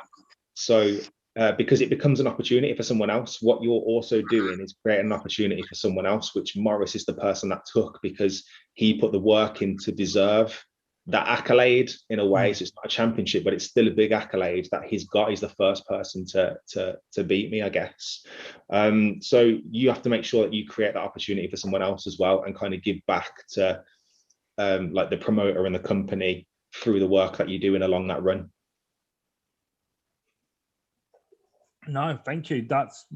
Appreciate those kind words that you said there from both of you. And like you say, it's nice to hear that stuff. And we've just finally got Jake is watching. A big hello from Jake. Thank you for watching, Jake. Hello there. Thank you for joining us here tonight. If anyone ever gets the chance, Jake does the best Nelson Mandela impression I've ever heard. It's amazing. Honestly, cracks me up. Okay. I don't think I've experienced this. I'm going to have to now next time I see him. Right. We have one question left from YouTube, which is from Shannon. And she asks, what is next for IQ3 in CPW in 2021? What titles can we expect you to try and go for, or what is in the future of Issac Quinten III? I think we've just got to go for the big stuff now. To be honest, I don't think there's different things that I need to do here now in terms of character stuff. So I know we've talked in the past between heel and face stuff and like kind of like changing, but I don't think I'm changing who I am. I just think I'm targeting different people and using the intelligent stuff to work as a more favorable person rather than someone who's hated. Like, I'm not trying to be hated anymore. I'm just trying to show people that I'm smarter than them in a different way. Okay, so like it's kind of like evolving the character a bit more. So that's kind of like my first aim. But I think I'm worthy of winning these championships now. I think I've put enough work in to prove that I have. The difficulty is that I've not been like, I'm not there a lot anymore, and I'm not seeing a lot anymore. So sometimes it's a bit out of sight, out of mind. But you've already said it, Nath. If you look at the stuff that I'm doing on Instagram, if you look at the work and stuff that I'm putting in, if you realize how much training and stuff that I do in the ring as well, I'm ready to start taking these big opportunities now, these big championships, wrestle people that are a lot more experienced and bigger, and just show people that I can start carrying, the big stuff now. I don't know how long I'm going to keep doing this, if I'm honest. I don't know how long I want to keep wrestling, because I've got other goals and things that I want to achieve. So I'm not going to put a time limit on it, but I need to start achieving big stuff now before, IQ3 decides he's done what he needs to do. That's cool. Well, like before we get Kat to sing us our last song for the evening, to send us to bed, have you got anything that you'd like to say to the CPW Galaxy, to the fans, to even to the management, to anybody who's listening, even to Jake or Tom, if you just want to talk some smack to them, anything you want to say at the end, and maybe even plug any of your socials, your fitness work on Instagram, anything. So firstly, Jake and Tom don't need me to say anything about them because they don't deserve any airtime. If they want to come onto this show, then they just need to put the message and stuff in. I think the fans are the most important one because, you know, this wouldn't have worked if the fans didn't buy into it and understand, you know, what I was trying to do. And, you know, we've built up a negative relationship together, but that was the point. That was the point at that time. And hopefully they've seen things that I've done differently in the last couple of matches that I've done to kind of change how they've thought about me and see different sides of it. So, you know, everybody says it, without the fans, you can't really be sort of who you are and you wouldn't have these opportunities. So they are the number one thing. So, you know, even though I've tried to get them to hate me, I still thank them for hating me because I wouldn't be able to do what I love to do personally. So yeah, big thanks goes out to them. From the management side, you know, we've worked well together, I think, in terms of our vision for how we want this to go. And we've still got some ideas about how we want to put this forward. So again, without the management trusting you, you can't progress in who you are as a character. So there's been times where we've had discussions and I've like not disagreed, but I've said, I want to go this way with this. And these are my reasons why. And the people who run the company have to almost trust you to do that. And it will be like, okay, I'll show you that this will pay off when I do it. So just having that trust there is great because everybody wants their own creative freedom in a way to express who they are as a talent. So without having that trust, you can't do that. And you just get put in a box, and you've seen how that's worked for other people, especially people at the top. It just doesn't work. So to have that trust is, you know, like a privilege, I guess. So just a thanks to those people as well. And my last question then is, obviously we mentioned, obviously, like you say, you got goals for 2021. Is there any champion in particular right now that obviously you see in CPW that you would want to go after? Alex Connors knows I beat him. So I should be champion already. Like, it's not even a debate. Like, it's ridiculous how he went about what he did to get the upper hand on me last time. But, you know, I've done it to people in the past, so I understand you do what you've got to do. But the difference now is I'm more ready than I've ever been to be at the top and beat these people. And last time we fought, I beat him clean. Like, there's no argument about it.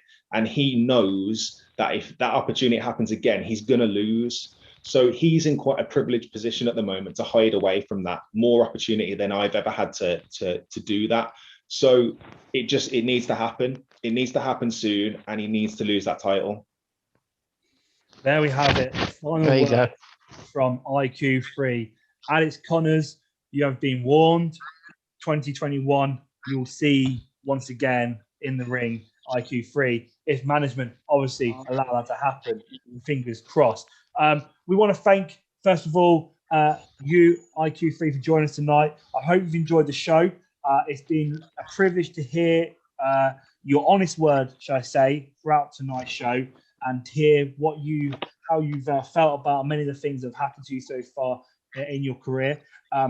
Hopefully, we'll get to see you in the CPW ring very shortly once things have come back to normal.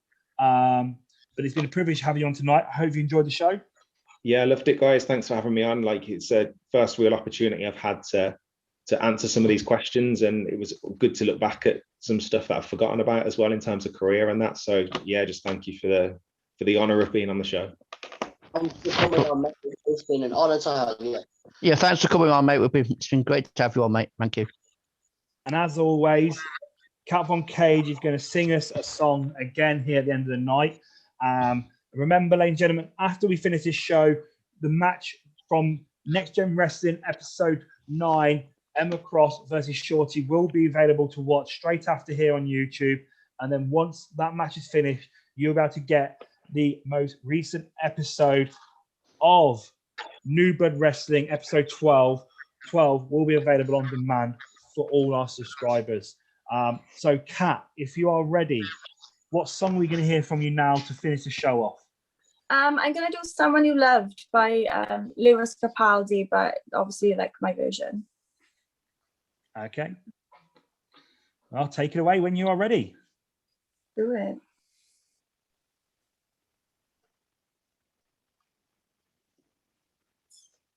Oh. Oh, hang on. Technical difficulties, man. Bear with, guys. Okay.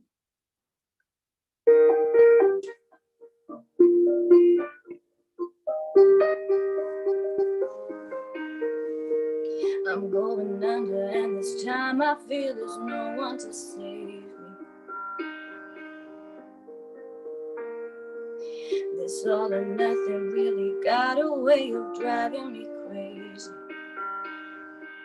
I need somebody to hear, somebody to know, somebody to have, somebody to hold. It's easy to say, but it's never the same.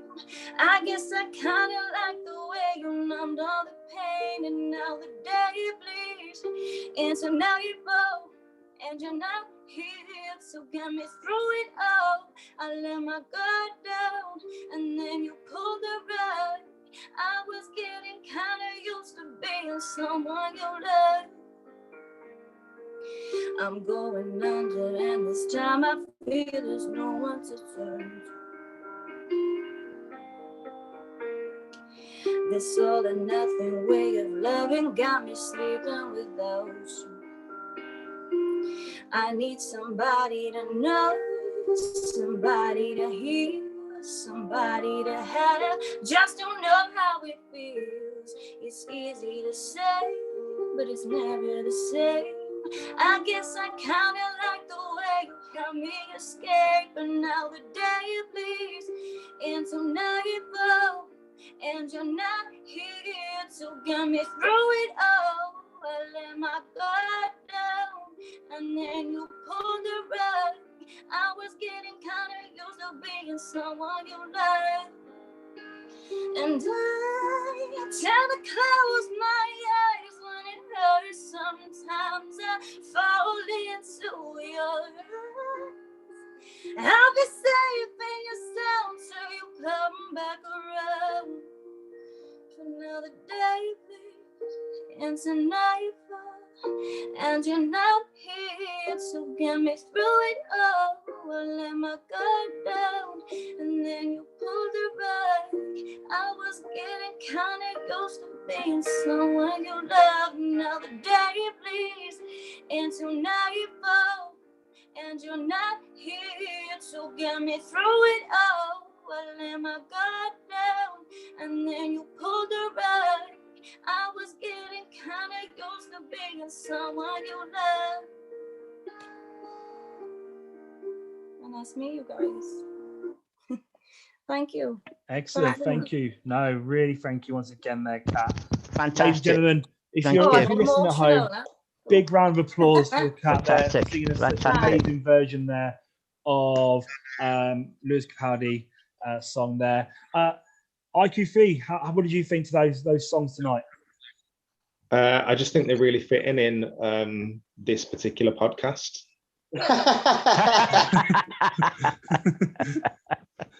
Well done, Kat. Excellent. Well, ladies and gentlemen, it is that time of night where unfortunately we have to say goodbye. First of all, I want to say once again, thank you to Kat for joining this week. She'll be here next week, hopefully. Thank you, Kat. Some more beautiful songs. So, Kat, there's so much love on YouTube again, but thank you once again for singing tonight. Pleasure. Would also like to thank our guests tonight, IQ3. Thank you for joining us. It's been a privilege. The fans seem to have enjoyed having you on tonight, and hopefully we'll get to see you again very shortly. Very soon. Thank you. Good stuff. Good stuff. Thanks, guys. Thanks, both of you. And to anyone, we haven't actually even spoke about it, but to anyone watching Fastlane tonight, enjoy it. And no motherfucking spoilers on Facebook, because I'm going to bed now because I've got work in the morning. So no spoilers or I'll kill you. So I go to bed myself in a moment. Thank you. I agree with that. And once again, ladies and gentlemen, remember, stay on after this to catch the match between Emma Cross and Shorty. And then Newbird episode 12 will be available straight after that match. Once again, I have been your host, Nathan Lewis, joined by my co-hosts, Lee Simmons and Dal Richardson. We have been talking madness. Stay safe, enjoy Fastlane, and we'll see you all next week.